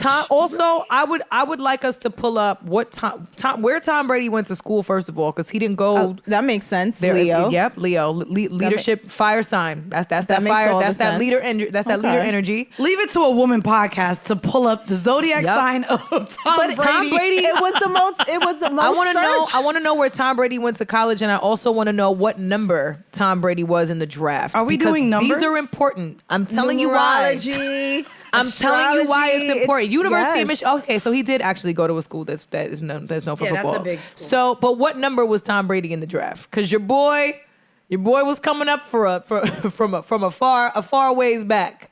You could have just went to his Wikipedia. It'll be on the left hand side. Oh shit! Because do you know that. when I used to Don't do that. when I used to date athletes, He's trying to everything is find right it there, quickly. right on the left side. So You can Tom find- Brady, who is undoubtedly the one of the greatest best quarterback of NFL all players, time. he went The sixth greatest quarterback of all time went 6th round, was the 199th overall pick. That's wild. So, I mean, and he's a white male in America, so we're not gonna go too far and to be like, oh my God, America's dream. But I will say, your boy started out as the ultimate underdog. For him to Can you have, chill with the voice? oh my God, I mean, it's perfect. The American Fuck yeah, Team America. I'm sorry, Liv and I. It's a nerd alert on this fucking couch. No, it's true. Tom Brady is the ultimate has started as the ultimate underdog, and for him to be in the place that he's in, and people talk so much shit about him leaving the Pats. He was gonna leave the Patriots and not be able to do the same. It's like LeBron. They did I was the about to same say shit to LeBron. LeBron, where it was like, nah, he's gonna leave. He's not gonna be able to do the same thing. He went to fucking Tampa Bay and is now taking them to the Super Bowl in his first year. In his first year. First year. Dealing with COVID. Went from being the AFC champion to the NFC champion. Oh yes, Chim, I'm excited for the Super Bowl too. I Like- think we're gonna get him against Pat Mahomes, huh? Yeah. Did the Kansas City Chiefs win Yes, yesterday? they did. They sure did. And that's my mom's team. And he's gonna be 40. He's 42 years old. Go off, Tom. It's so crazy because we were watching this, and of course it was my white man versus white man because he was against Aaron Rodgers. Yes. With the Packs, but a lot of even my boyfriend Ruin, he was like, I think it's more of an age thing because even in football, there's a long going joke that NFL means not for long. And so the idea, not only not for long, because first off, their contracts are not guaranteed. And a lot of players feel like they have to retry out for the teams every year. And so the idea that he's 43 years old, which is well beyond, I think maybe Well the average beyond. is 30? Well beyond. For a football, they do that's a lot of damage to their bodies. And so, shout out to Team Tom America? Brady, Team America. Wait, so it's we are not a sports podcast. Welcome, guys. This is the most sports friendly This song is ever. my sports This is a take. sports America, friendly- fuck yeah. This is NFL. definitely the NFL. Yeah, that's it. But no, America, fuck I yeah. will say, I mean, I'm a Giants fan. I'm a New Yorker. So by default, I'm always hype when, there's an opportunity for Tom Brady to lose, because the only other times he's lost in the Super Bowl, apart from losing to the Eagles, I think it was. No, he didn't lose to the Eagles. He did in the Super Bowl. I'm pretty sure the Eagles beat them in the Super Bowl, right? Parks is confirming. I'm pretty sure. Parks is confirming. I know he lost. He lost to Eli Manning twice, which I know hurts his spirit in its entirety. But he also did lose to the Eagles. Like I said, I'm not totally disconnected. But the fact that he is now going back to the Super Bowl for the 10th time, and he's going against the black quarterback. I mean, we're rooting for everybody black from here. So, surely is, even if you have. Even it does. It's yeah. I mean, that's what we are at this point. We are really rooting for everybody black, and I'm happy that Patrick Mahomes is going back. They played phenomenally last night, and I'm hyped. I'm hyped for the Super Bowl in general because I'm hyped, but I'm also a little scared because it's the ultimate super spreader event, because we know nobody's going to really, especially with it being in Florida. Where they don't believe in science. They don't, because they have DeSantis as whatever he is, the something. DeSantis out there fucking up shit. That's all. That's the governor. The governor of Florida. Oh, I thought you said Santa. I'm like, all right. I am not that disconnected. No, I really did she not thought hear I'm talking about said. Santa in January. Bitch, Christmas over. Christmas over, but ain't no Christmas. Anyways, I want to get into and again, this is another tweet that we got by a whole lot of people, and I wanted to specifically come in and have this conversation because, as you guys know, Rick Ross was trending this week. There was a clip that circulated, basically that said, "This is the music industry in a nutshell," and you have Rick Ross sitting on the couch with The Dream and that you said Lenny S. That's Lenny S. And Lenny S., which, if anyone knows, they are big staples in the music hip hop industry. Executives, A&Rs, managers, or creatives. Rick Ross is a creative who's participated in the industry for over a decade, and contributed to the industry for over a decade. So you guys may have seen the clip. You have an artist. Her name is Just Brittany, and she's going against an artist. I believe her name is Kaya. And you see them both use the same sample, and clearly same track. They wrote songs to the same track. And clearly Kaya did a much better job, but you see pretty much everyone in the industry go for the lighter skin. I don't want to have the colorism conversation again. But there was just it is what it is. I'm not. What are y'all's thoughts on? Y'all saw the clip? I did. I have a couple things I want to share. Number one, it's reality television. So we have to be mindful of the fact that all of these scenarios are very well produced and very well edited. Let's start there. That's a very that's a point that as someone as I'm watching it, you can see because I'm watching it on mute. You can see the way they're panning up and down just Britney's body, and they don't give that same energy to Kaya. Kaya's just a face, right? And they're just panning and they don't, up and down. They don't play her. They don't play her. They don't play her whole performance either at all. They don't play her whole performance. Straight faces. The energy's real different. We're showing respect to you, black women, but So I wanted to have the conversation as far as a lot of us, you being a DJ, you being an artist. I've not only worked in corporate America, but I've also worked in the club scene. And a lot of industries, just because of fucking basic patriarchy, men are the leading people in these industries. And so I kind of wanted to have the conversation as women. And luckily we do have men tuning into us, but also we hope that we are giving just due to a lot of the women listening, how we feel stepping into these roles in male-led fucking industries. Bridget, we already know your accolades. We ain't got to do the subtle flexes. If y'all been listening, y'all already know Bridget's resume, but you were in the music industry. Still am. Well, yeah, I don't want to say even were, but on one of the labels ran by a man. The music industry is a man-led industry. Correct. What was that like for you? And was this actually a representation of what you feel like happens in that industry?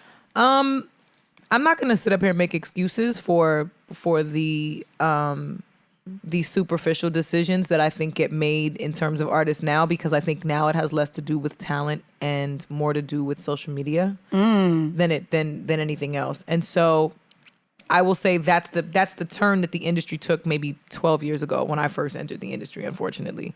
And so it kind of gradually got worse as the years went on. The colorism thing is still very much an issue.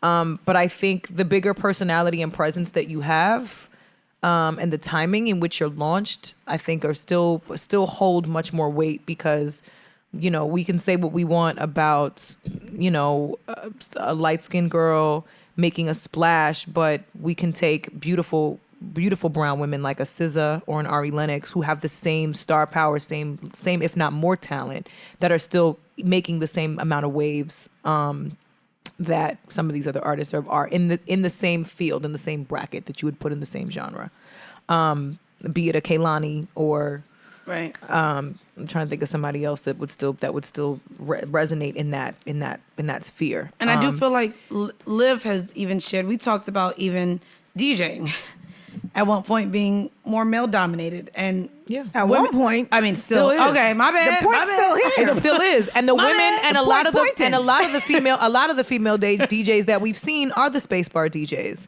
the ones that look cute behind a laptop and not really a set of turntables, because most of them have never seen two there at one time. And a lot of the male DJs, not a lot. I want to say there are male DJs, not a lot of them. There are male DJs that get offended or intimidated by women DJs that give the talent portion, because not only are you taken away with looks or whatever have you, there's talent there. You're now actually competition. So a lot of male DJs do appreciate these spacebar DJs. All right, cool, we get it. You're going to get hired because you're a pretty face, but you're not giving much else. Yeah. But with all that, I've made it my duty to, I mean, it played out in my defense mechanism last week, where I wasn't speaking to Joe. Right. Because I've been so used to being in spaces where, okay, it's male dominated, and I'm just like, I'm going to keep my distance. Either you're feeling like intimidation, not to say that's Joe, but feeling like it's intimidating to be around me, feeling like, okay, we can't connect because I'm bringing something to the table that, you know, is kind of unique and sort of sense, like I'm actually bringing talent, feeling like, okay, there's some sexual energy that you want to go upon. With Rick Ross, he did the same thing. Can I read what? Wait, can I read that? Hold on, different situations like that where I just stay away because I'm just like, I don't want any parts. I just want to work. But what do you do if it's not any of those things? And in fact, like most women in the music industry who do have integrity, who do have dignity, who don't necessarily call for extra superficial, usually overly sexual, objectified attention. What if it is just that you're being ignored? How does that work? And I always ask women that, because I think women in the music industry are ignored a lot of the time. I was signed to a label. Girl, they don't want to hear us talk on Joe's network. It's not no. They just don't want to hear women speak. No, they'll tune in because they can talk shit on the internet. Right. So they'll tune in. They'll hate it, whatever. Let's say everybody. Not everybody. And either way, there's more people that like us than don't. Right. As far as the numbers are telling. So men lie, women lie, numbers don't. The numbers are indicating that we do have a solid group of people that appreciate us, appreciate our points of view, and are willing to follow us on this journey. But I'm talking about really existing as a woman in this music industry and being ignored. So it's one thing, Liv, when you're in a situation like with the Joe, where it's like, it's a controlled environment, and you can kind of gauge, because we're all business partners, you can kind of gauge your comfort levels and how you want to navigate. How do you navigate when you are just blatantly ignored? I want to say, try my best. Go ahead. I try my best to leave. I mean, with DJing, you have that liberty to leave situations like that. Okay. I can't speak on, other professions, but DJing it's gig to gig to gig to gig. There's no, unless you're in a specific project that you have to stay with this specific group. This is my first time actually being in a project where I'm with a group on a weekly basis and I have to build with a team.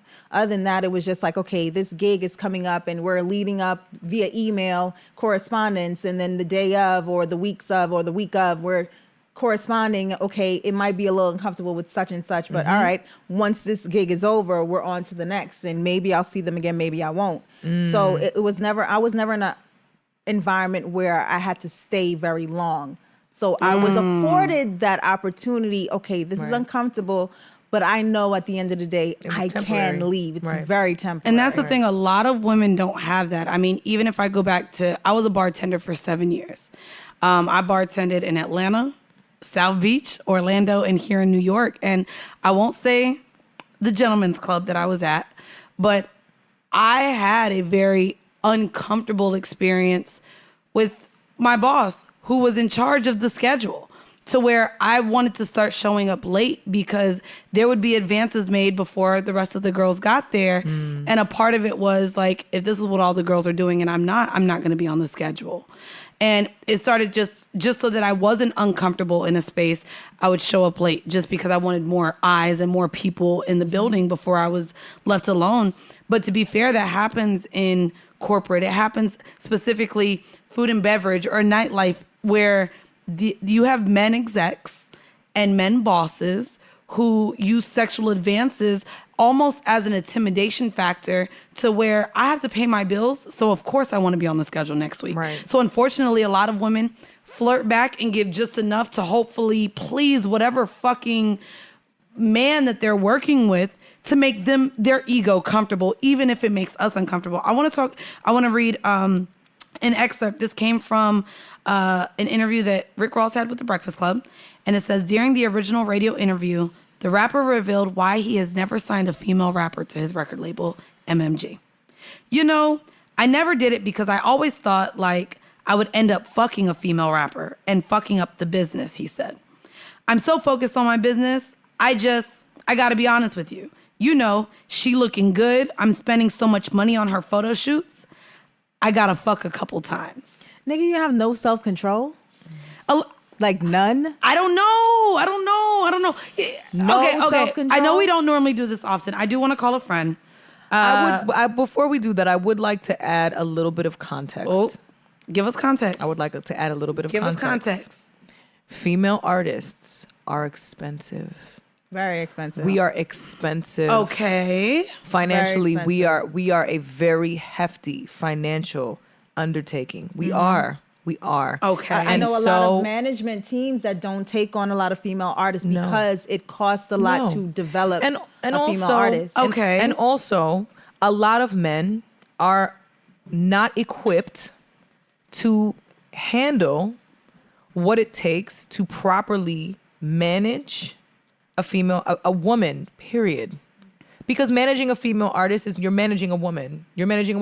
Our creative process, everything that we go through, comes out in our work. It comes out in our art. So managing a woman, a female artist, is managing a woman, and a lot of men are not equipped to handle women. That's the part in walking life. So with all due respectfully, as much as this was nauseating to hear, the idea that he wouldn't want to, at the end of the day, all he's saying, the subtext in all of this bullshit, is really that he's not equipped to manage, to adequately show up as a man with self-control, with a level of professionalism, with a level of dignity that a woman would not only be able to return tenfold or better his investment without being used or subjected to that type of behavior and treatment in that way. Or on the flip side of that, also, he's not equipped to emotionally protect everything that comes with having a female artist. You have to protect and defend her. I hear horror stories, especially in the last couple of years, hearing about women's and survivors that have come out with their stories participating in the Me Too movement. I was a part of a label, and I was closely connected to a lot of men of power at my label that, thankfully, by the hands of God, I was protected from a lot of that shit. I was shielded from a lot of those men making advances Some still tried, but I distinctly remember most times if the men on my label were present, they made their presence known, that I was off limits, that I was protected, that there was it was impenetrable. You were not going to be able to be disrespectful. And granted, I'm an adult, so the conversation would always be, you're a grown ass woman. Whatever you want to do, that's on you. But while we all here, that's not, right. You bugging? No, you out of your fucking mind. You gonna talk to her with some respect? No, don't do that. Right. They always had my back and protected me in that way. So I mean, I can't speak to that specific experience as an artist in the industry. Can I? Circling back to the conversation that we had about being on tour. Yeah. How we all seemed boring. Yeah. This is why. Our team. Well, and I guess made it's different. Sure that we protected. Yeah, I guess it's different because I was cool being boring. Of course, I went on tour as a podcaster, right? So I wasn't on tour. Totally different climate. Yes, completely different climate. Super different climate. Completely different. But it popped into my head just circling back on that conversation that we had, episode 2 or something like that. But yeah, it gets to a point where you're on tour and the team wants to make sure 100% that the women artists are not ever in a place or space where they feel like they can be taken advantage of, or even worse. It's just crazy to me that this is the common theme of this episode. But yeah, for certain. Can I call my friend? Yes. Okay, so I want to call. Let me see if he answers. Let me see if he answers. Tell everybody who we're calling before you. Oh well, I don't want to say what I'm calling if he don't answer. All right. Well. What if he don't answer? You're right. Yeah, what up? Hi, Sean. Okay, so for those of you who don't know, oh, by the way, you're on the podcast. No one knows because I said I didn't know if you were going to answer the phone or not. Thank you for answering, Sean. Thank you for answering on the third ring. Yeah, no, I know. So I have Sean on the phone. He is the co-founder of Love Renaissance. That's LVRN. A lot of you guys may know his artist, Summer Walker, Black. Also, Freshly Squeezed. Nigga, I didn't know that he was coming out with a whole project. Hold on, I'm going to cuss him out now. Because, Sean, I didn't know that BRS Cash had a whole album dropping. You only mentioned the single remix of Throat Baby. Because that's a single. Yeah, I mean, I don't have to. Yeah, I mean, it's a mixtape, but yeah, okay, it's a mixtape, but it was on Apple. Yeah, that's where mixtapes go nowadays. Oh, I was confused. I don't know. That's where all the EPs go. I didn't know. You wanted us to sell it out of a trunk? Yeah, no, I didn't want you to sell it out of a trunk, but I actually liked the album or the mixtape in entirety. But again, I didn't know. But I wanted to call you because you are one of the very few people that I know that has a label with both men and women artists, DJs. You have a lot of, the women on your label do a lot. But I wanted to kind of ask you, because of the Rick Ross shit, I don't know if you saw it on the timeline, if there's a way you enter into treating your women artists different than going in with your male artists. Like if you as a label, as a co-founder of a label, recognize the difference in that. I think, I mean, the irony is that the company was created by 5 Black men. Right. And I think I would be lying to say that it's not a learning curve for us to make sure that we always operate above board, especially when it comes to our, I want to use the term female artists because it's female. Like, you know what? You use female. So right, female artists is okay to say? Referring to an artist, I think it's acceptable, yes. Because we know that the distinction between female and women, right? It's okay to use it as an adjective, not a noun. So put it there. Even in that, I didn't think of that. What we just had, us continuously like educating ourselves and making sure that we are operating in a way that doesn't offend anybody. And once, even in the female versus women conversation, that's something that I've recently learned that I may have been, in theory, offending people at times because of how I would use the two different terms interchangeably. Right. And it makes all the sense in the world because you wouldn't run around and say, yo, there's some males outside, should we let them in? You know what I'm saying? And I think, because we have such amazing women that work with us and, are part of our team, we have the ability to have open conversations and allow for some of those mistakes to be had and then quickly corrected and then implemented. So it's a constant growing process. But I guess to answer your question, yeah, I mean we've had to navigate and make sure that we're navigating, and it's not to me it's not about being politically correct, right, to the point that it's a handicap.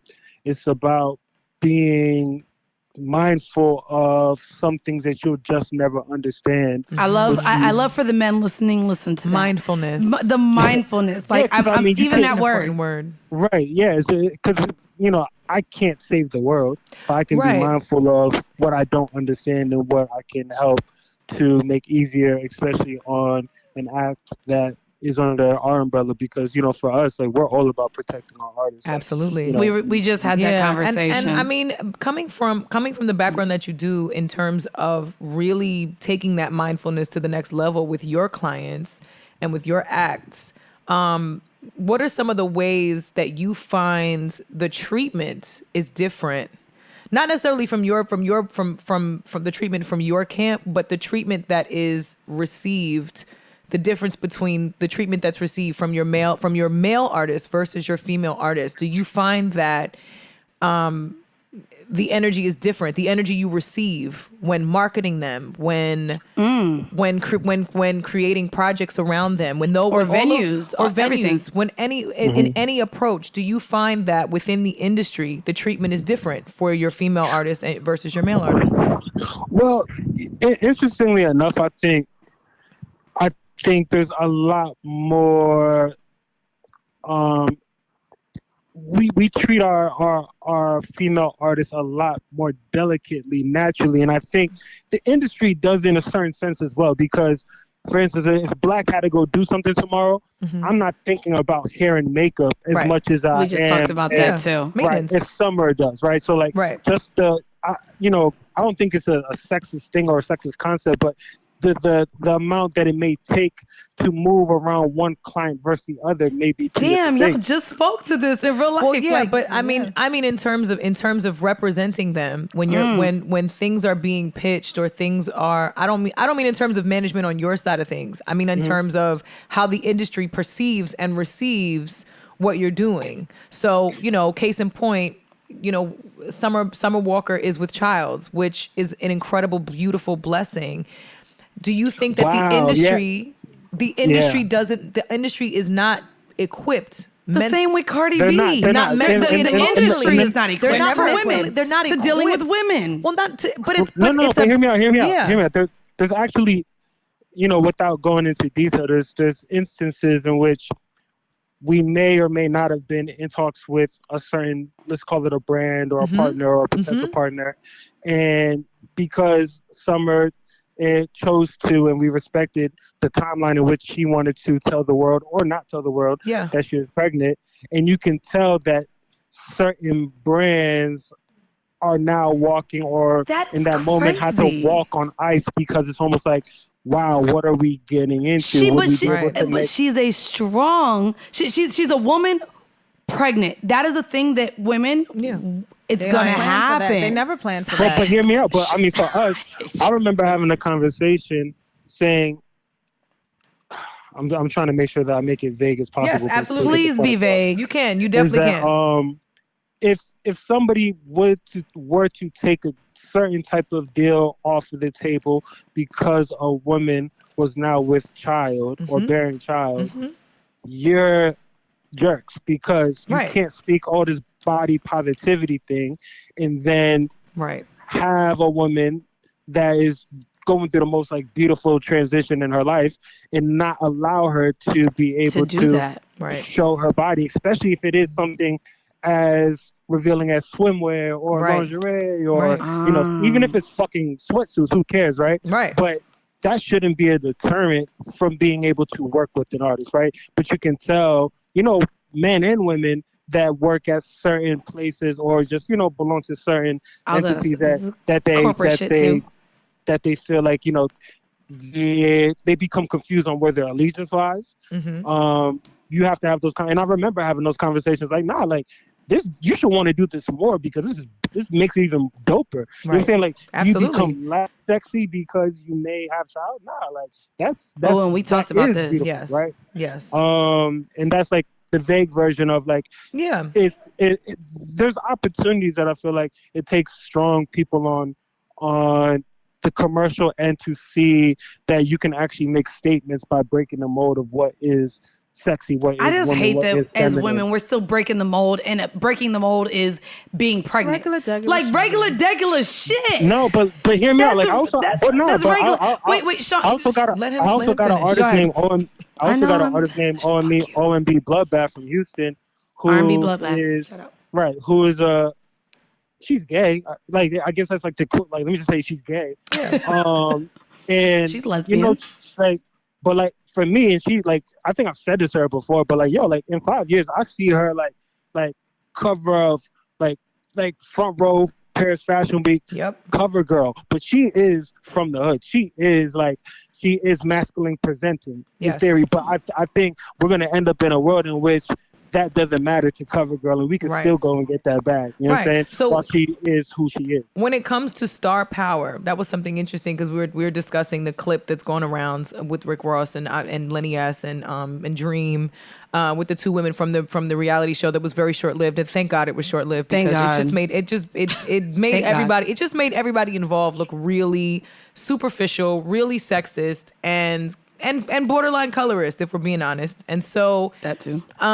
You know, the main question I had, because I think it's really important, one, that we highlight the fact that you are a young entrepreneur that has worked his ass off with his colleagues and counterparts to create a platform and create the space for beautiful Black artists to thrive and flourish, and also highlight the fact that when looking for star power, there's no one thing specifically that you're looking for. And I think what we've been seeing, or at least from the outside looking in, at least what we've been witnessing as of late, is a lot of music industry execs and professionals going about the process differently. A&Rs are now looking at Facebook and Instagram engagement and TikTok performances versus listening to a demo of a record and seeing if the record is a hit or not. And I guess, you know, existing in that space, in that world, and representing clients that are the furthest thing from that on a talent spectrum. You have genuine talent that you represent. How do you navigate in an industry where people don't necessarily have the same ear or have the same eye that you have when it comes to identifying talent and identifying what star power actually looks like? How do you present that in a way that's digestible to people that are not as smart as you? Because I think that's the hardest part that artists have now, right? Is creating something that can be, you know, received by any audience, whatever their age demographic, whatever their race is. If it's popular, you have no idea. The guy Dogface on Instagram literally recorded himself drinking juice on a skateboard, Ocean Spray juice on a skateboard, playing Fleetwood Mac. Juice? You didn't see that? No, I missed this. He was like, it was the most. There's no way you missed that. There's no way you missed that. Seen it. His name is Dogface Boy 2012. on Instagram. Nope, never seen it in my life. That was last year. Dogface. It was definitely last year. I didn't know.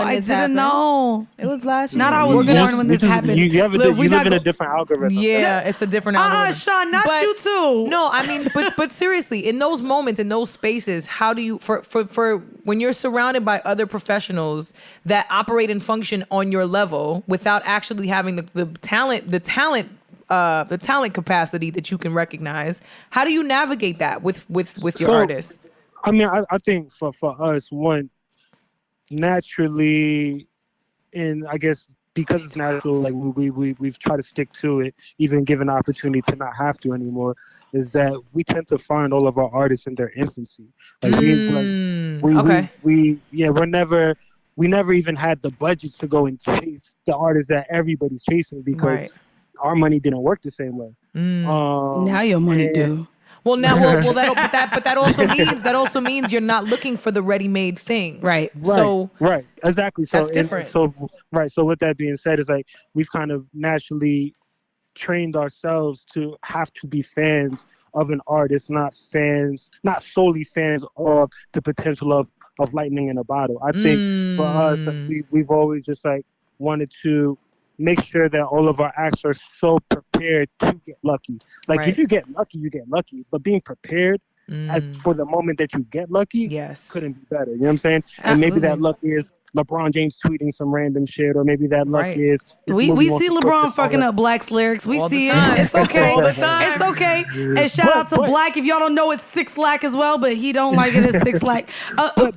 Go ahead, John. The beauty is, I think there's so many social platforms now, and the idea of like once upon a time, 1 million views on YouTube meant that like you were going to the next level, right? And so, 1 million don't mean nothing now. Yeah, viral is so common. Yes, that the idea of needing to have real music or have a real brand is more important or equally as important. And I think that really ends up being the long game that we still want to play. And you know, I think a lot of seasoned execs that may have kind of been caught up in the turn of the century when you know everything went digital, they find themselves having to or feeling like they have to overcompensate on what is quote unquote the new way of doing things, or they super sick to their Stone Age ways.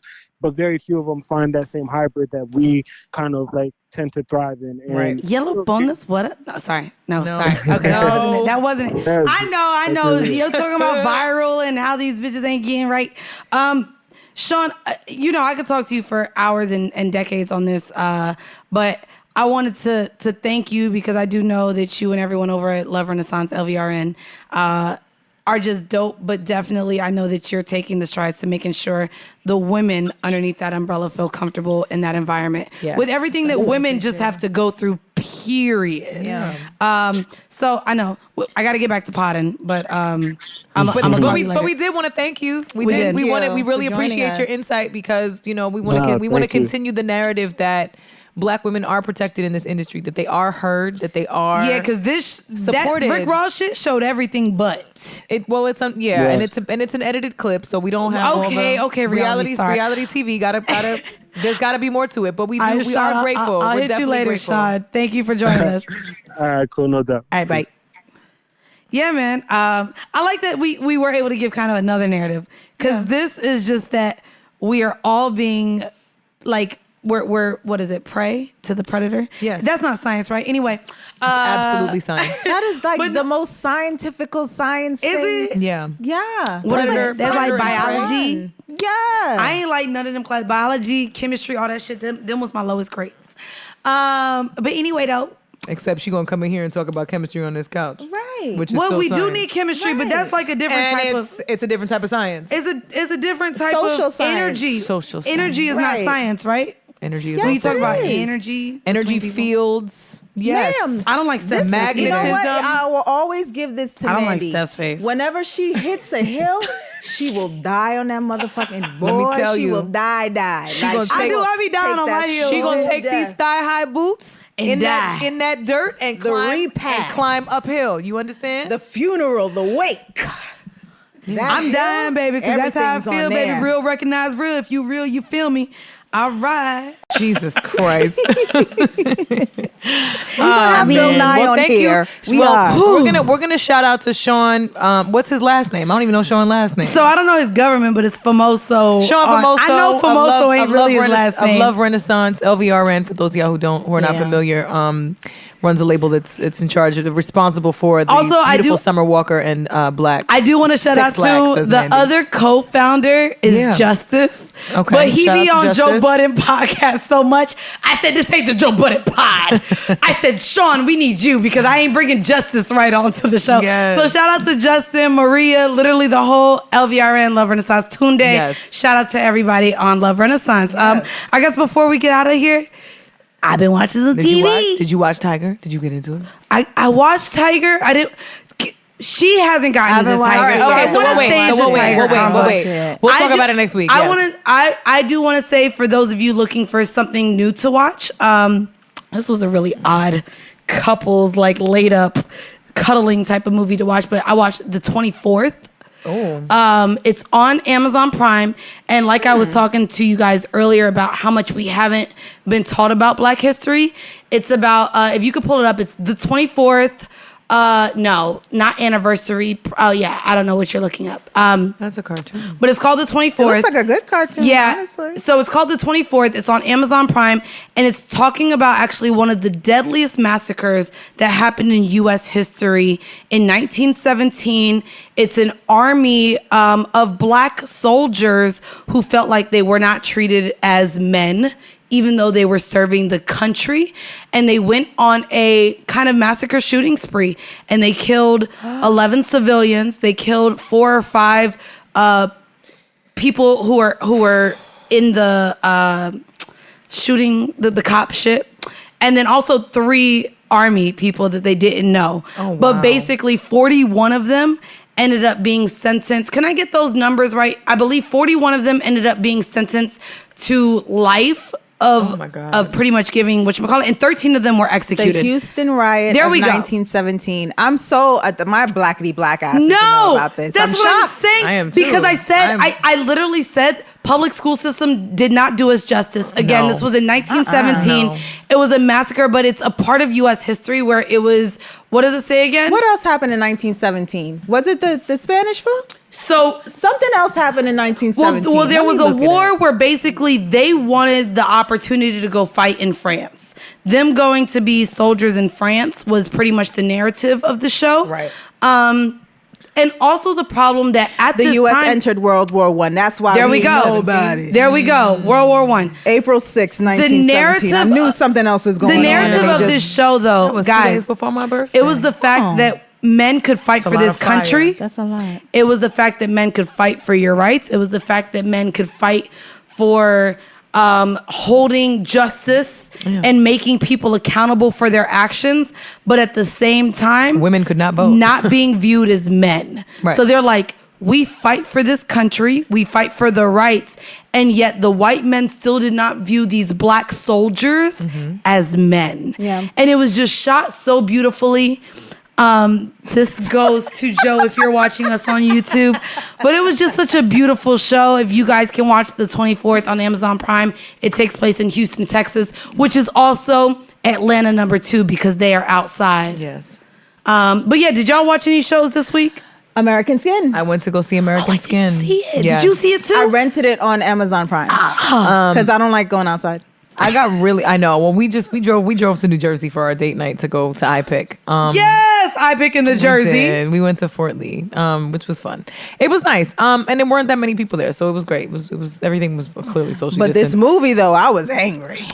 Nate Parker really did a phenomenal job. There's a lot of nuances in this film that I thought were really really special and should be highlighted. One of the inmates that is in the movie speaks Spanish to one of the officers that is Latino, and they don't put any subtitles on the screen, so you don't Speaks so, volumes. so unless you speak the language, you don't really know what he said. And the officer responded to him in English, which further reinforces the divide between law enforcement and civilian, even an inmate, who is I thought it was powerful. It's a good piece. It's definitely worth watching, streaming, purchasing.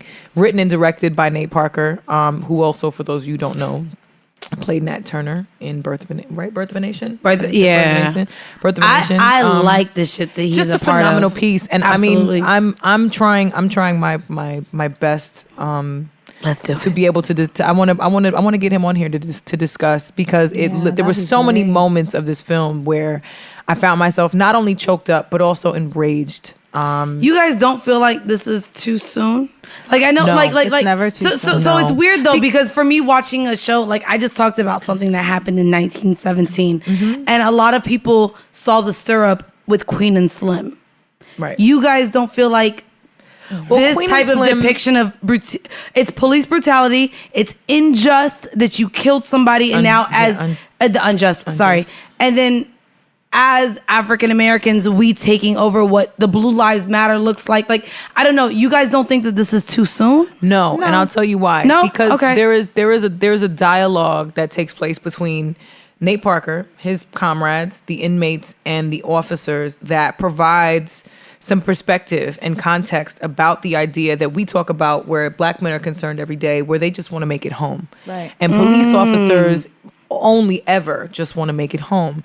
And in a conversation, in a situation where it's us or them, they're going to protect themselves. And the unfortunate part of that is that obviously they have the authoritative disposition in society that grants them a different level of privilege, right?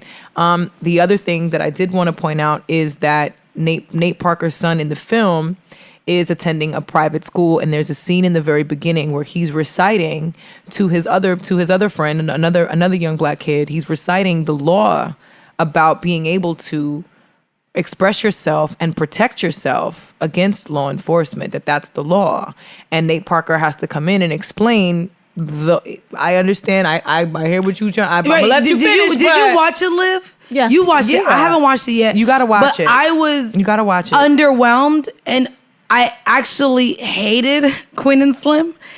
And so, because Queen and Slim wasn't. It was fantastic. So this is different. This does give a different narrative. It gave a narrative of not only, being Black in America, but also Black love. To an extent. Like, Queen and Slim that was more so the driving force. Yeah, it was the unconditional devotion to protecting each other and protecting ourselves. This literally was just mainly focused on being Black in America and the unjust system that we face on a daily basis, and having that conversation. I mean, it was important to see all the hostages together, not to give this movie away, but it was important to see everybody together in one room and giving their accounts and their feelings and their experience of how the system works for everyone and how it's unfair to everyone in their own eyes. So it was a really great film to see. I'd suggest everybody if rent it. It's $7. Please, if you live in on a place, Amazon I was renting if you live in a place, $3.99, so I if you could live in a place $7. where it's where movie theaters are open, it's definitely I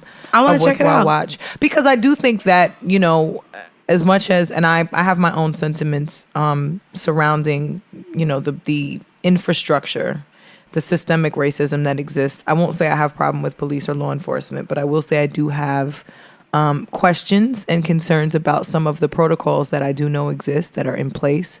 Would that be a conversation you would be open to having on this podcast? I have had that conversation with a few officers offline who have explained to me the protocol. And the thing is about me when it comes to topics in which I am not in the position and I am solely a bystander. I like to ask a lot of questions. Me too. And one of my partner's best friends is a police officer, and he is a proud Black man. And I have asked several questions about what it feels like as a Black man in your skin to show up to work and devote yourself and risk your life every single day for not only for the sake of, because in his mind, of course, when you join the force, you're protecting and serving. That's the idea. That's what you go in with. You want to serve your people. That's the idea. And truthfully, that's part of what is presented from law enforcement in this film, which is a lot of police officers join the force thinking that they're going to make a difference. They're going to change the narrative. They're going to be the ones to be the heroes by showing up and trying to change the status quo. Y'all watch the 24th. Yeah, that is the narrative, which of is the 24th. which is crazy how history repeats. No, it's literally it's a beautiful idea.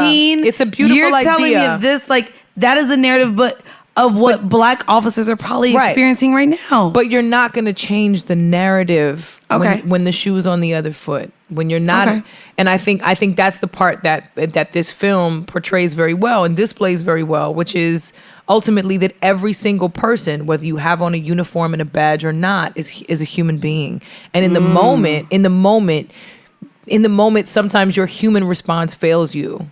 And oftentimes when you come to that moment of redemption, it is too late. And that film it literally all the way up until the end lets you know, even in that moment of truth where the light bulb goes on and it's like eureka, it's too late. So why y'all ain't put me in the group chat and say, yo, you gotta watch American Skin? I just went last night. We be in the group chat enough to where I should have got. I saw it on Twitter, so I just went last night. Like, I just went last night. It, yeah. But shout out to Nate Parker and Amari Hardwick, who played the fuck out of his role as well. That has some like and Mo. You like Amari Hardwick? Well, shout out Mo McRae as well. He's a handsome man. I mean, you just said he's very much married. That sounded like okay. I mean, I didn't know. Yeah, that sounded sexy. Oh, I don't know if it was just the headphones. I do want to give also a shout out, and we're talking about TV before we get out of here. CW All American. It's back. Not only is it back, you guys can binge watch it on Netflix. It's okay, really good. It's so a good show. I don't know if y'all would want him on the show. So the person that show is actually based out of, shout out Spencer Paysinger.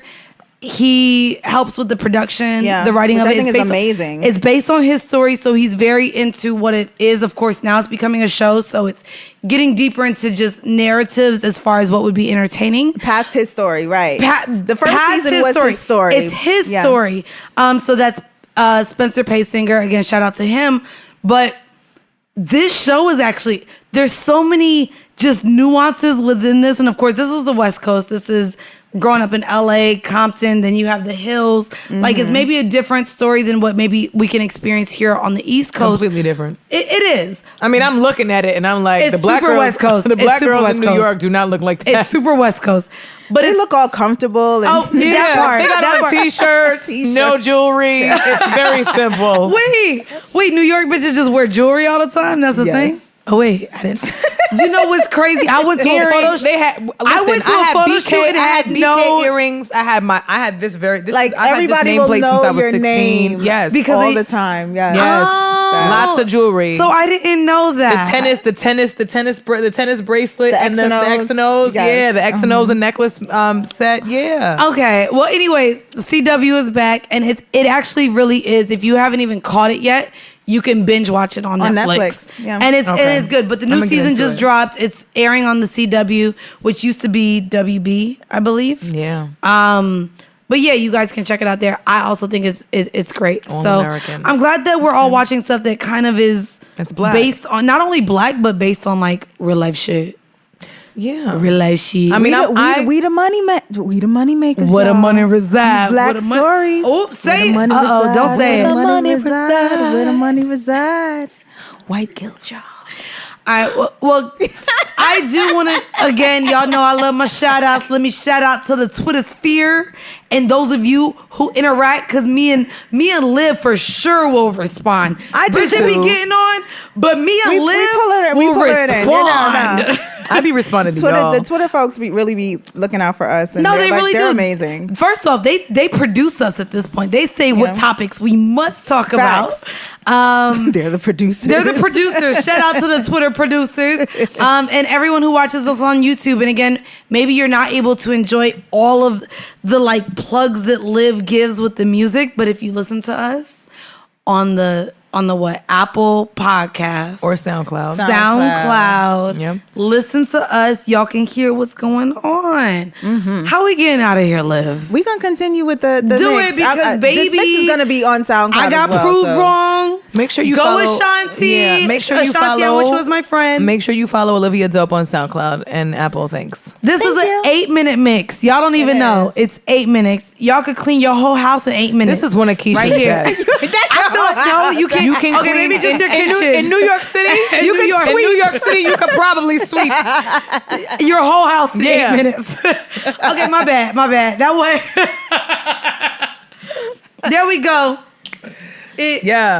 It must be the ass. It got me like, damn, man, it get me fatter, man, the rude gon' have a little to get out redemption of on this one. Yeah. I got to I end with love Keisha, this. all Keisha. So just to give it away. 8 to the hello. Hello. Oh, this is the written of Ashanti. Okay, here we go.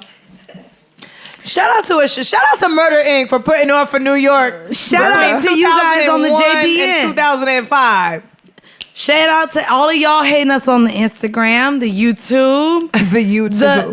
Is that? Can I not say the YouTube? Is it You not can, the YouTube? You can say whatever you want. Fuck science. Go ahead, Auntie. And also, no. Science is the reason your baby hairs is laid. Bitch, this is Gots to Be is why they late. Shout out to Gots to Be. We need Facts though. bitch. Shout out to Gots to Be. Yeah, shout out to Gots to Be, holding it down, literally. Y'all make sure y'all download this. DJ Olivia Dope.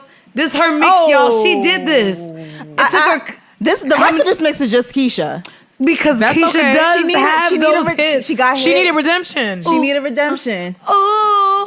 Oh wait, No, Scooby-Doo. My no. bad. All right. Ooh. Let her rock. Let her. I'm lying. There's one more Ashanti song. Me, Hey, because I got it like that. And I ain't even gotta be like that. There go my shit. Y'all better give me my laugh. Thank y'all for tuning in, y'all. We'll see y'all next week.